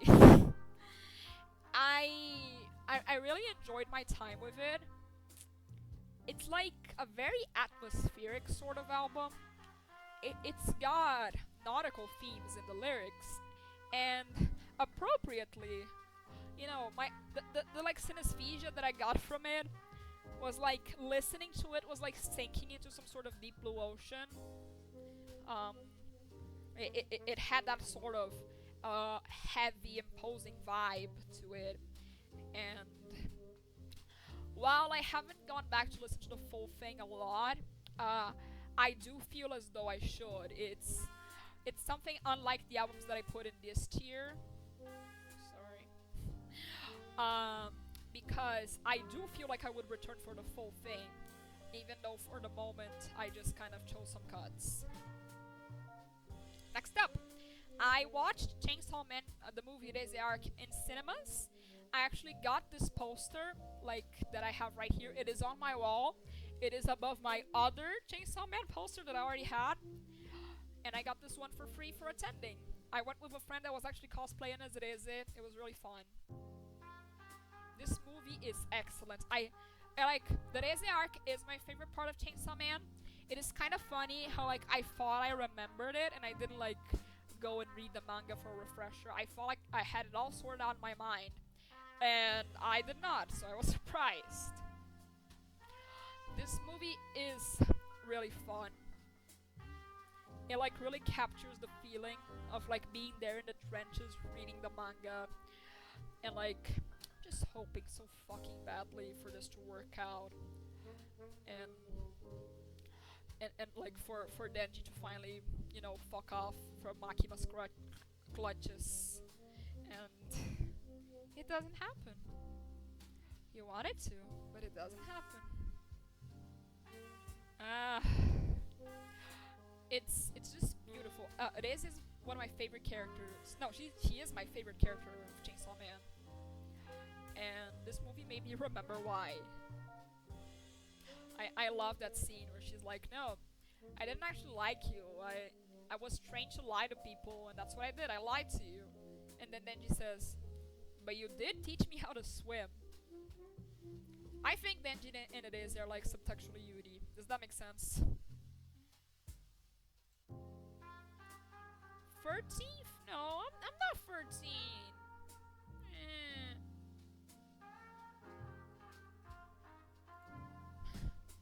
Whatever, my chat is being mean to me.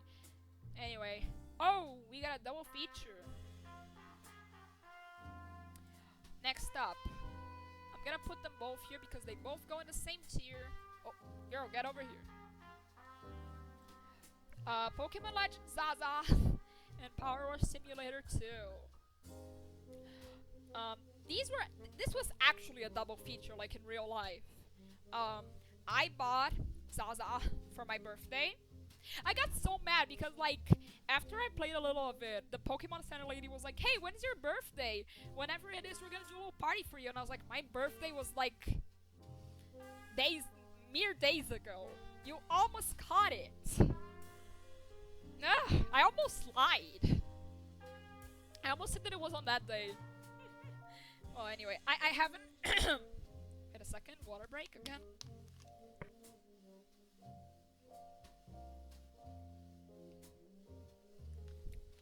Remember to wet your whistle, kids. Izzy taught me that phrase once. I didn't get the DLC yet, but I had a lot of fun with the main game. Predictably, my favorite part of it is the heavily Yakuza-coded evil team they put in France. Fantastic decision. I think, I almost said RGG. I think Game Freak has been getting really good at ensemble casts. Like, I think after Gen 5 they really hit their stride. Even Gen 8, which like is not memorable to me, the gym leader cast, extremely memorable.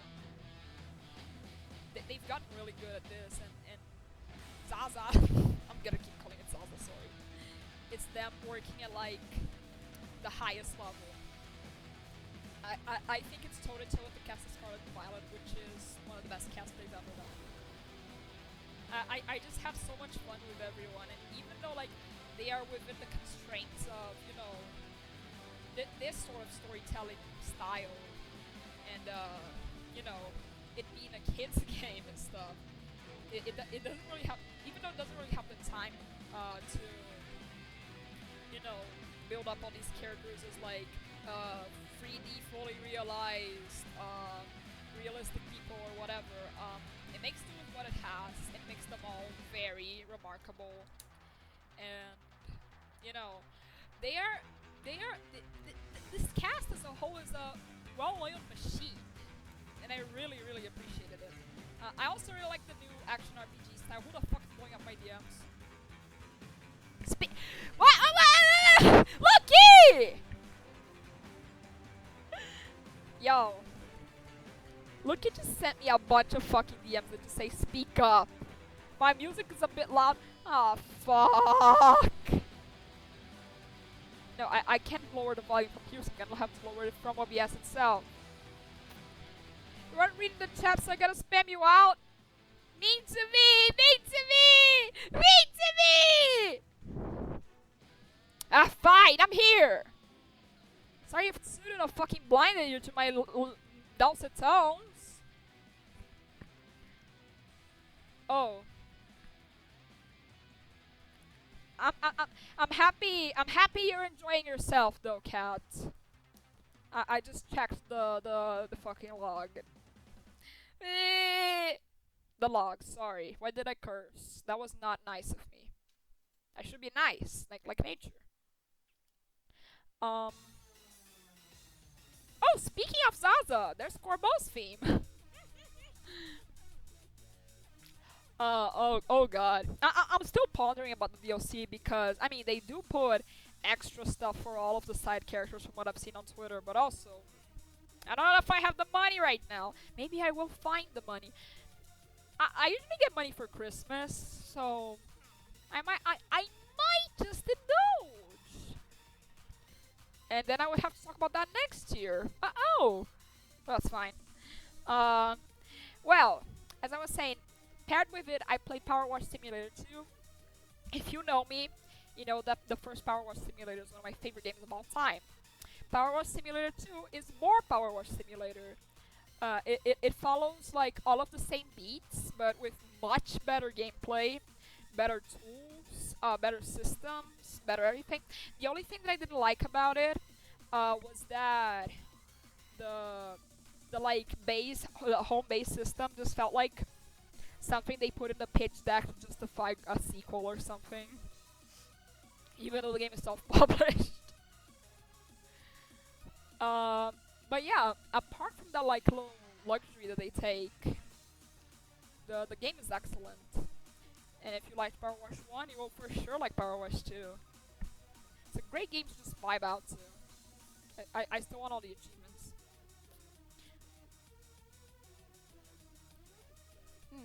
I spend a lot of time with Corbo in the DLC? You drive a hard bargain, Cathaniel. Whatever. Oh, Slime Rancher 2. No, not actually mid. Competence. Competence is a better word. this is another one in my, sequel review roundup. I didn't really like this game. I kind of primed myself on the first in order to write the review. Don't tell anyone. I did just kind of pick this up to review on a whim because it was sitting there. No one had reviewed it in like months. And I don't think it was a very like substantial game. I think the gameplay loop is tight and fun, but everything else just feels accessory, especially the story. For a long time, the story just moves along without you doing anything. And then all of a sudden, it tells you, hey, you can go to the area where the finale is gonna be. And you're like, you're probably at a point where you're like, what? Where is that? I haven't found that. I hadn't found that on my own either, so like, it was a very strange and confusing thing. Like, it feels like the world goes on without me, and while that sometimes is a good thing, not always. Oh, I probably should. Just for the sake of, what's the cohesion? Anyway. It was fine. Oh my god, they have Tankaton and DLC. Where's my Switch?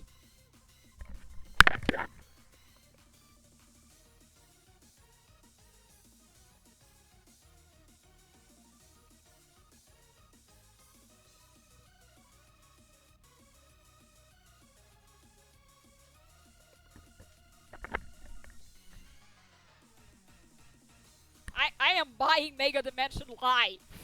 Watch me go. You are a very good Shiokat. Oh wait, I got logged out of my account. Oh no, I gotta make it as a whole thing. Like, I'm just gonna keep my Switch in my bed staring at me, and then I'll definitely remember to do this. But I will buy it after the stream is over, I promise. Okay, yeah, I think that's about it. The August before, this was the first game that I reviewed in English. I reviewed it for Start Menu. Wait a second. And, didn't like it. I thought it was just okay. Like a 6 out of 10 at best.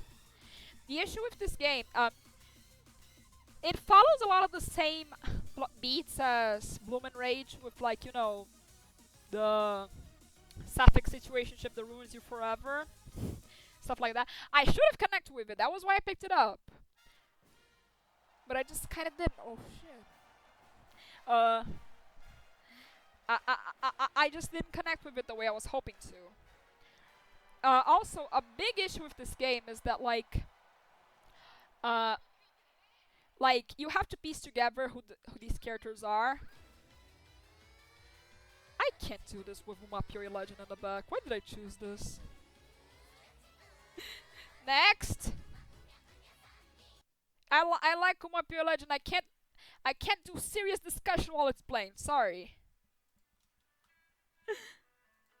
As I was saying, in August before, half of how you get to know these characters is by like looking for their belongings and stuff, which leads to like a lot of the exposition work being done by, like, ironically enough, for what I'm doing right now, by the pieces of media they engage with. The issue is, these are often anachronistic. This game is ostensibly set in 2007. One of these characters owns Look Back. Look Back is from 2024.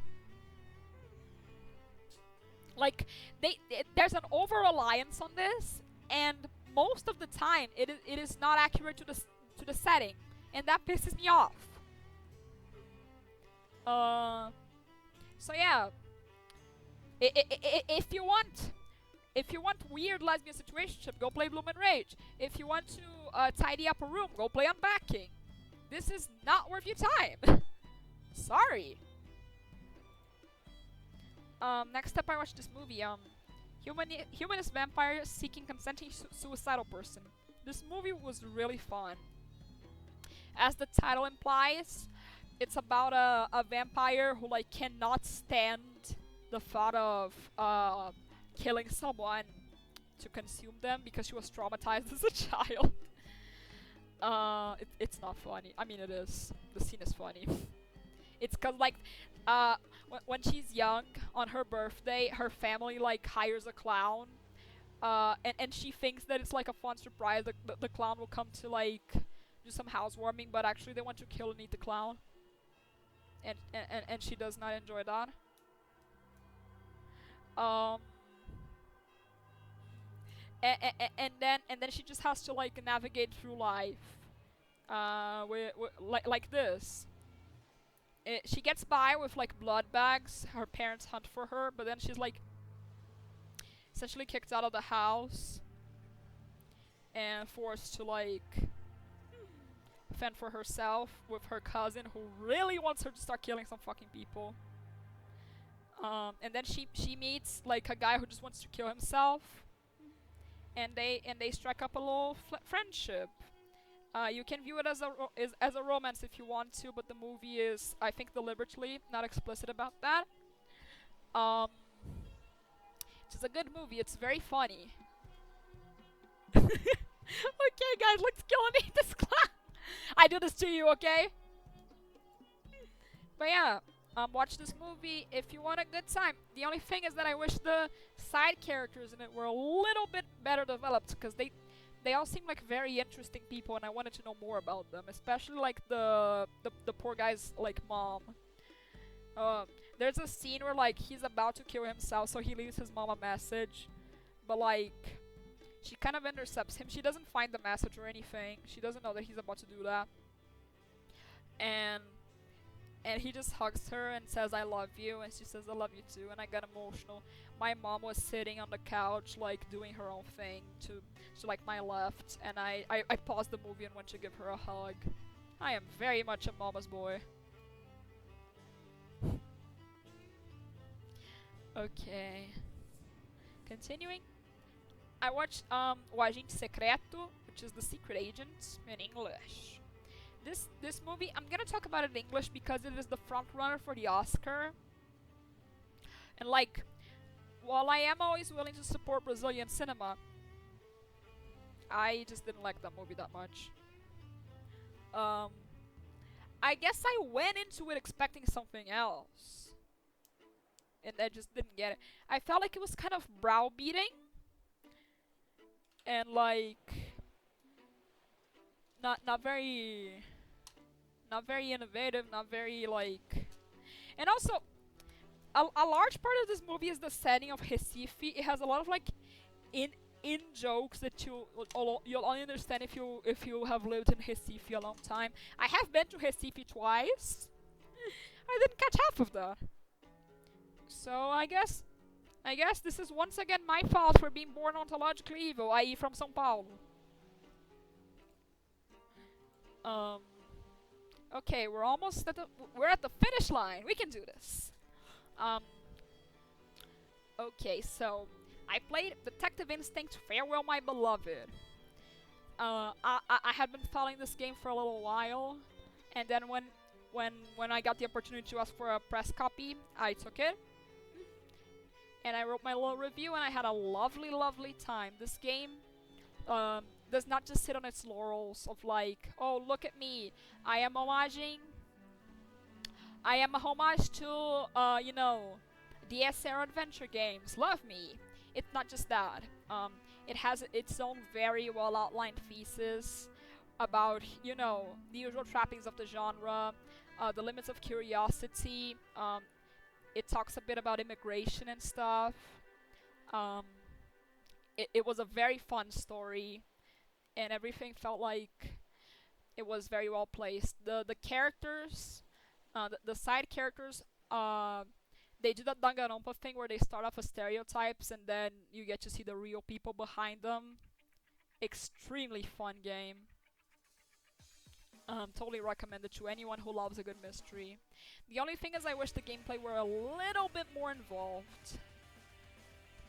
Yeah, yes, River, you will love this game. You are the kind of sicko that will love this game, as I think most of us here are.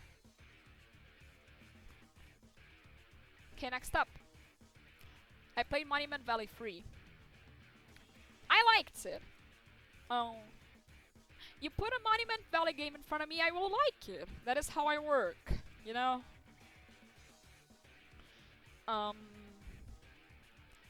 But like, I feel like that's about it.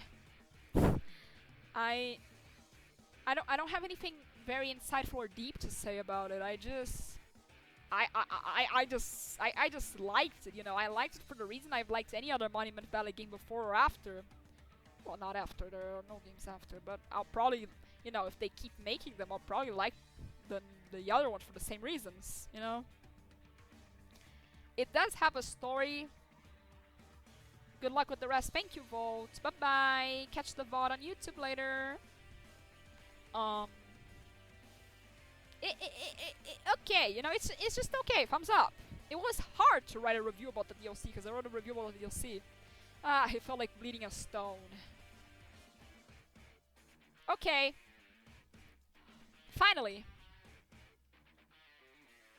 We can put the final jewel in our crown here.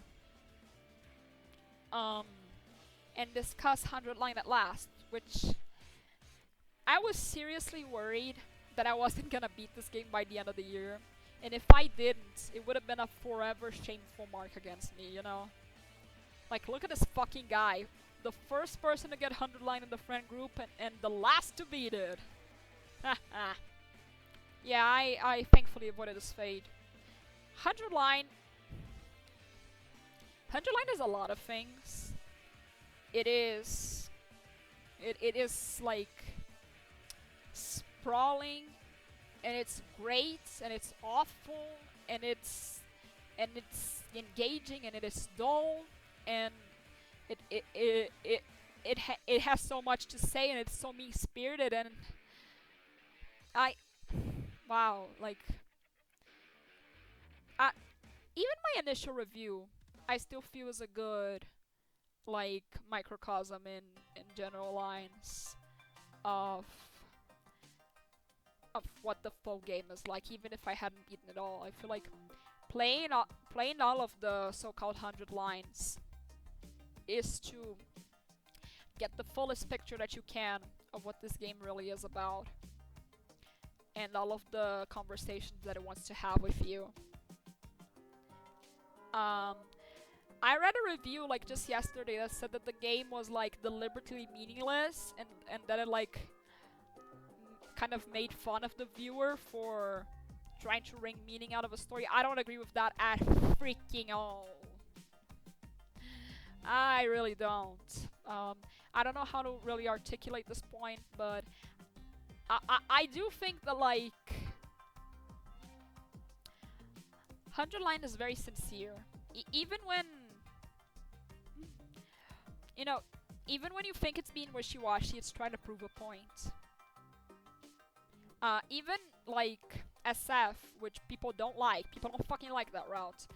I was debating it just yesterday with Clog, our buddy Clog. And I think that even if you kind of view the route as haphazard, I think the meaning of it is still very clear, even though it is kind of a supporting text, while also trying to be disconnected from everything else. I feel like it was an interesting addition to the final thing, and even though it doesn't work on its own, you can still... I mean, it's also not really designed to work on its own. It's pretty clearly designed to be the last thing you see. Yeah, you have to beat like 3 other routes before you get to this. So like, you know, I just enjoyed 100 Line like thoroughly. Like, even when I didn't, I still can normally find something that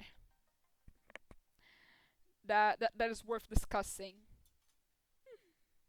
I've softened on Cult of Takumi over the passing months.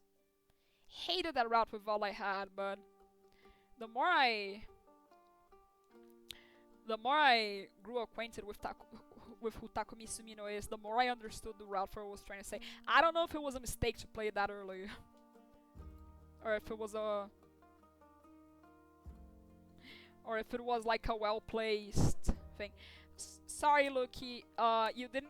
You weren't consulted because this conversation that I had with Claude yesterday was at the forefront of my mind, and also the review. So those were the things that I referred to. I'm sorry. But to borrow from our discussions, I think like the review that tried to claim that the game was like meaningless on purpose, I disagreed with it so much. I may be misinterpreting it or something, but that was what I took away from it, and I didn't enjoy it. Because everything in 100 Line works to the service of its themes. I remember when we were talking about, like, for example, the usage of the bug imagery, that, again, bugs are what they're killing in Starship Troopers. I told you that was gonna come back. And you know, this imagery of something inherently disgusting. Even, like, the kindest person in the cast, that's Shoma, there are still things he inherently thinks of as lesser. And he will bring himself down, as he assumes, to the level of these things for whatever reason. And like, bugs come up a lot in 100 Line.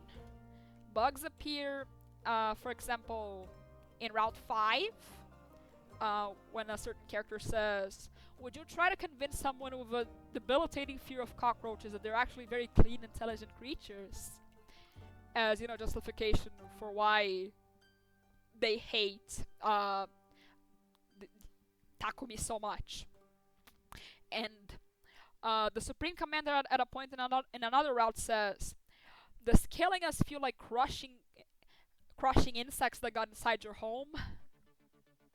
There's a lot of this interplay of, like, you know, this bug imagery as something inherently disgusting, and how like even people you can consider kind have things that they hate on what they think is like an inherent level. Like, you know, those things are there to be hated. And inherently you say, "Yes, I noticed."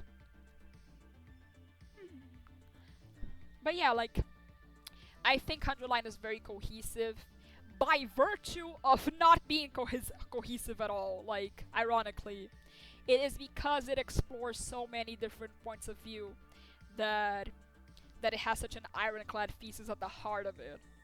It is it's a triumph in visual novels, even though it doesn't always hit all those points you want it to hit. Even though Box of Blessings is a route, it still triumphs despite its own flaws. Flaws those that are sometimes deliberately placed, and sometimes it's just because Ukyo Kodachi can write for shit.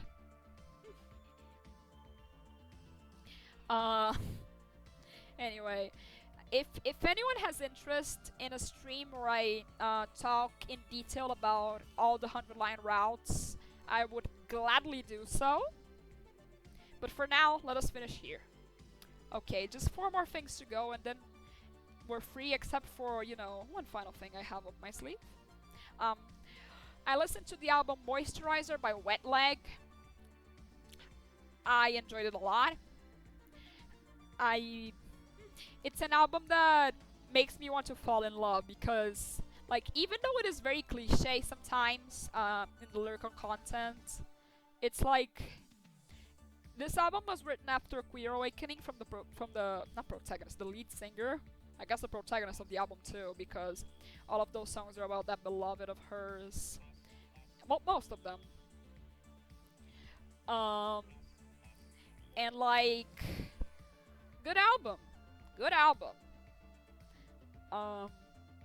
You put this on if you're in love, it'll sound like the greatest thing on earth. And you know, as someone who is not currently in that situation, it kind of made me want to be in it, you know?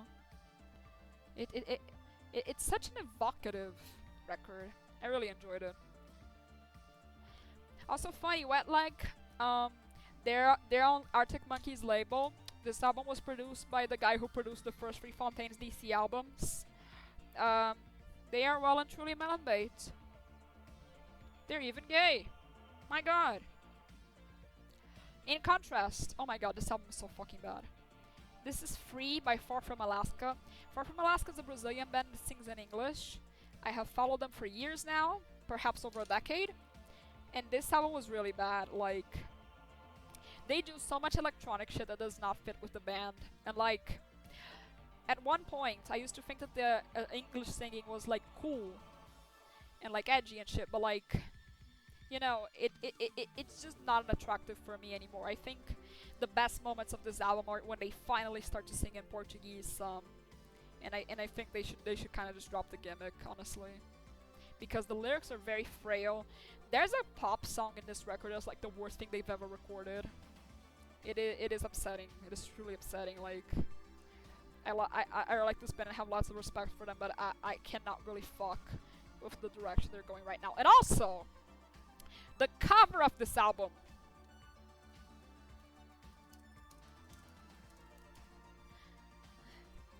It is so upsetting to me. Because, fuck. Let me explain it. Let me explain to you what I mean by this.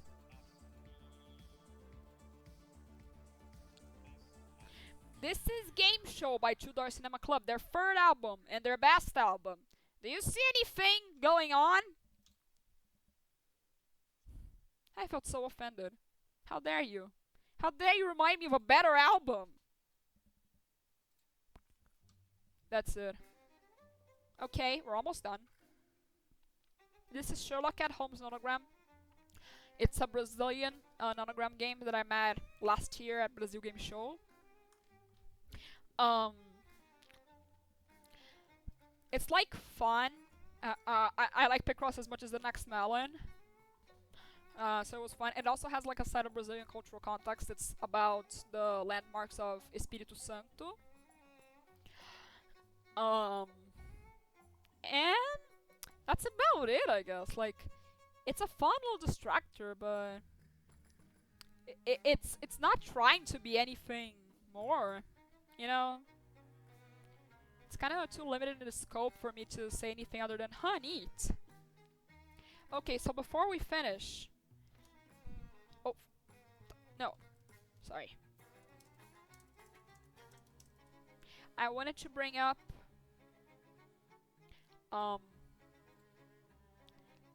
another game that I played on this year that I deliberately didn't put on this because I did not want to rank it. I played this little game. It's 40 minutes long. It's free on web browser. As you can see, he fucked the girl out of me. It's an autobiographical game about a trans woman's experiences with prostitution and how she was convinced into doing it by a fellow trans woman that she loved and trusted. And like, again, I'm not gonna drum it up on Twitch.tv, but it hit some buttons with me, you know. It struck some chords, something of the sort. Yeah, I just didn't want to rank this woman's personal story on. I didn't want to grade it on a curve or anything, so I just leave it here as like an honorable mention of something I did. Okay. Now to finish us off, let's talk about Despelote. It's cause I played that one before Despelote, so I wanted to like round it out, like such. This game is really This game is really good. Like, me being a games critic, I am kind of beholden to the position of having to like Despelote, because if I don't, they'll take my license away. I am joking. But, you know, it's a funny game because it's a view into something that's so familiar to me. Uh, you know, football culture in Latin America, that like middle class experience that the creator slash protagonist has. But it's also so far removed from my reality because, you know, I am Brazilian. We have never had to worry about classifying for a World Cup. Uh, our football selection lets us down in other ways. But like, still, there is enough that corresponds to my experience, my lived experience as a Latin American, that I can actually like understand this game fully, you know. Also, I really like the snippets of conversations that you pass by and you know you can't fully listen to them sometimes. The lives of people just going on in the background. Extremely atmospheric, extremely compelling and grounding even. So yeah, this game was really good. I'm surprised it left the Indie Game Awards empty-handed because it really deserved something more. Okay, and now we are reaching the end of the stream, where we have to crown two things.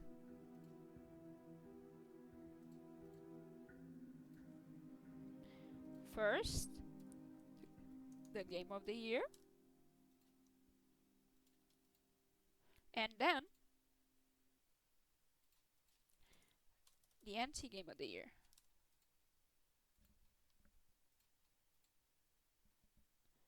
And that was the end of the playlist. Wow. Wait, that was fucking not. There's more that didn't play. I I didn't hear this one play at any moment. Oh no, wait, it totally did. I'm stupid. Um. Well, what do I do now?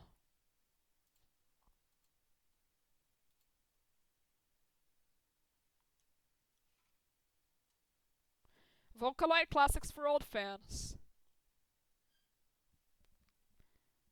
I'm not an old fan of Vocaloid, and I won't know a lot of these classics. I do know this one.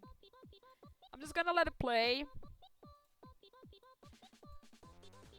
I'm not gonna play Fascism! Okay. I already played Fascism. It's called 100 Line.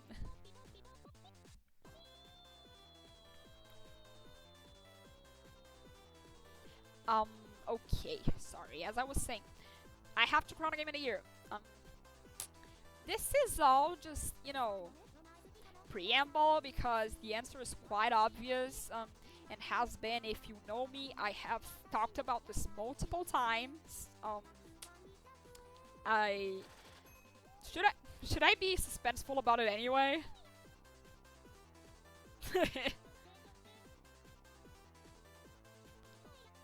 You wonder what it could be.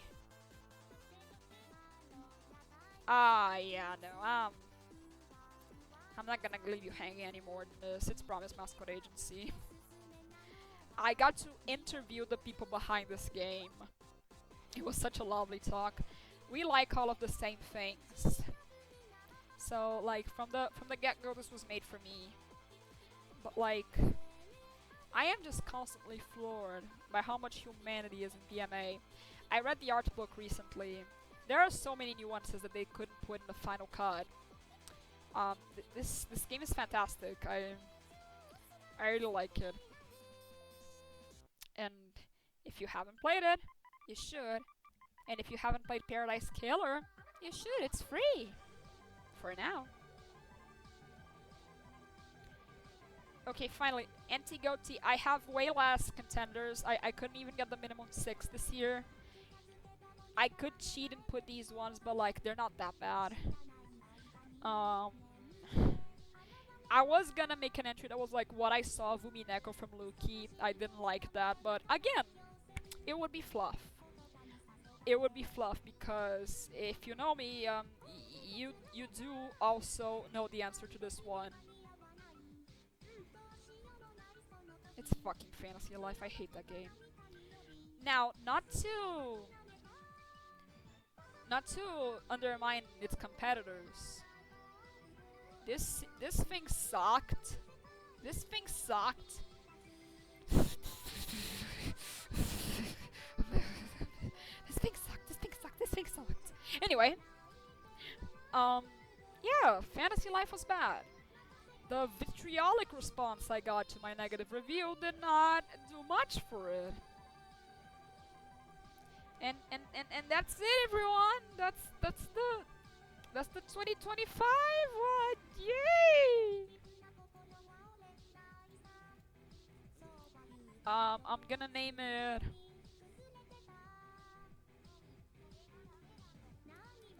Grumbus.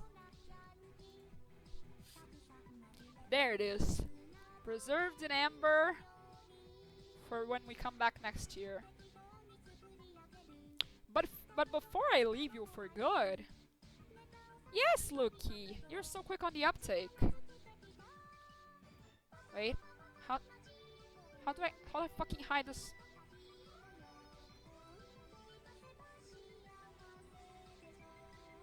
Oh no! Do I just don't? Just... wait. Yo, I am deeply stupid, okay?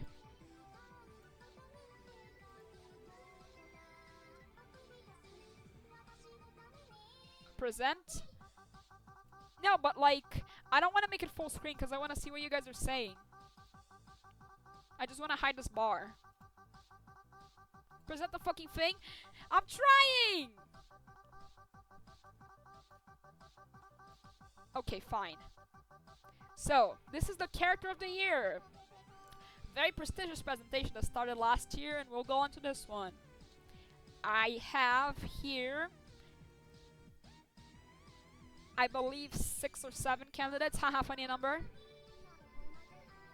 that I have presented before you all, in order to define the reigning character of the year of 2025.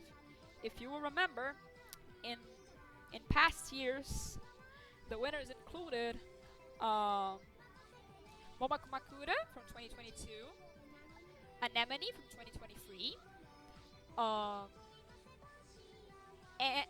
and Yohei Hamura from 2024.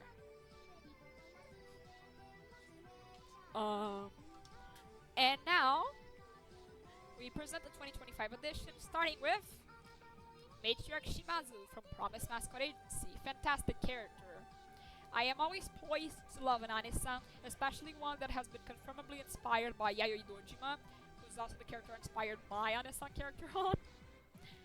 But I think I really like Shimazu, most of all because they do not do what they could have done and portray her like an infallible girl boss. You know, she fucks up many a time, but it also doesn't mean she's a complete fuck up. They really straddle the line and make her a very like human kind of character. I really appreciate Shimazu for what she is. Also, she's adorable. Look at this sprite of her with the love hearts, as the birds say. So cute, so cute. Also, this line that I put here is from when it's implied that another character had sex with her, a female character. Shout out to Shimazu. Everyone play PMA now! Next up is Swan. As I said, I really enjoy her as a protagonist.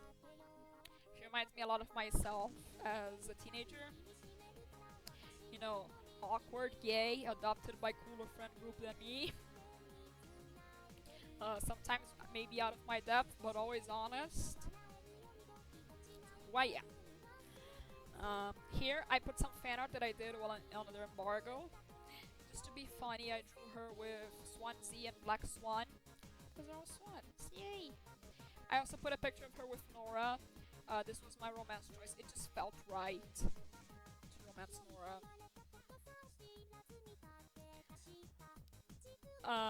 Next up, Itokura from Lost Judgment.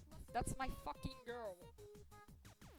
Uh, I couldn't find very many pictures of her. She has the least pictures of everyone, I am pretty sure. I was upset about this because she is among the best characters of that game. Perhaps the best. I really like what they do with her. Her little romance arc with Sakura is so cute.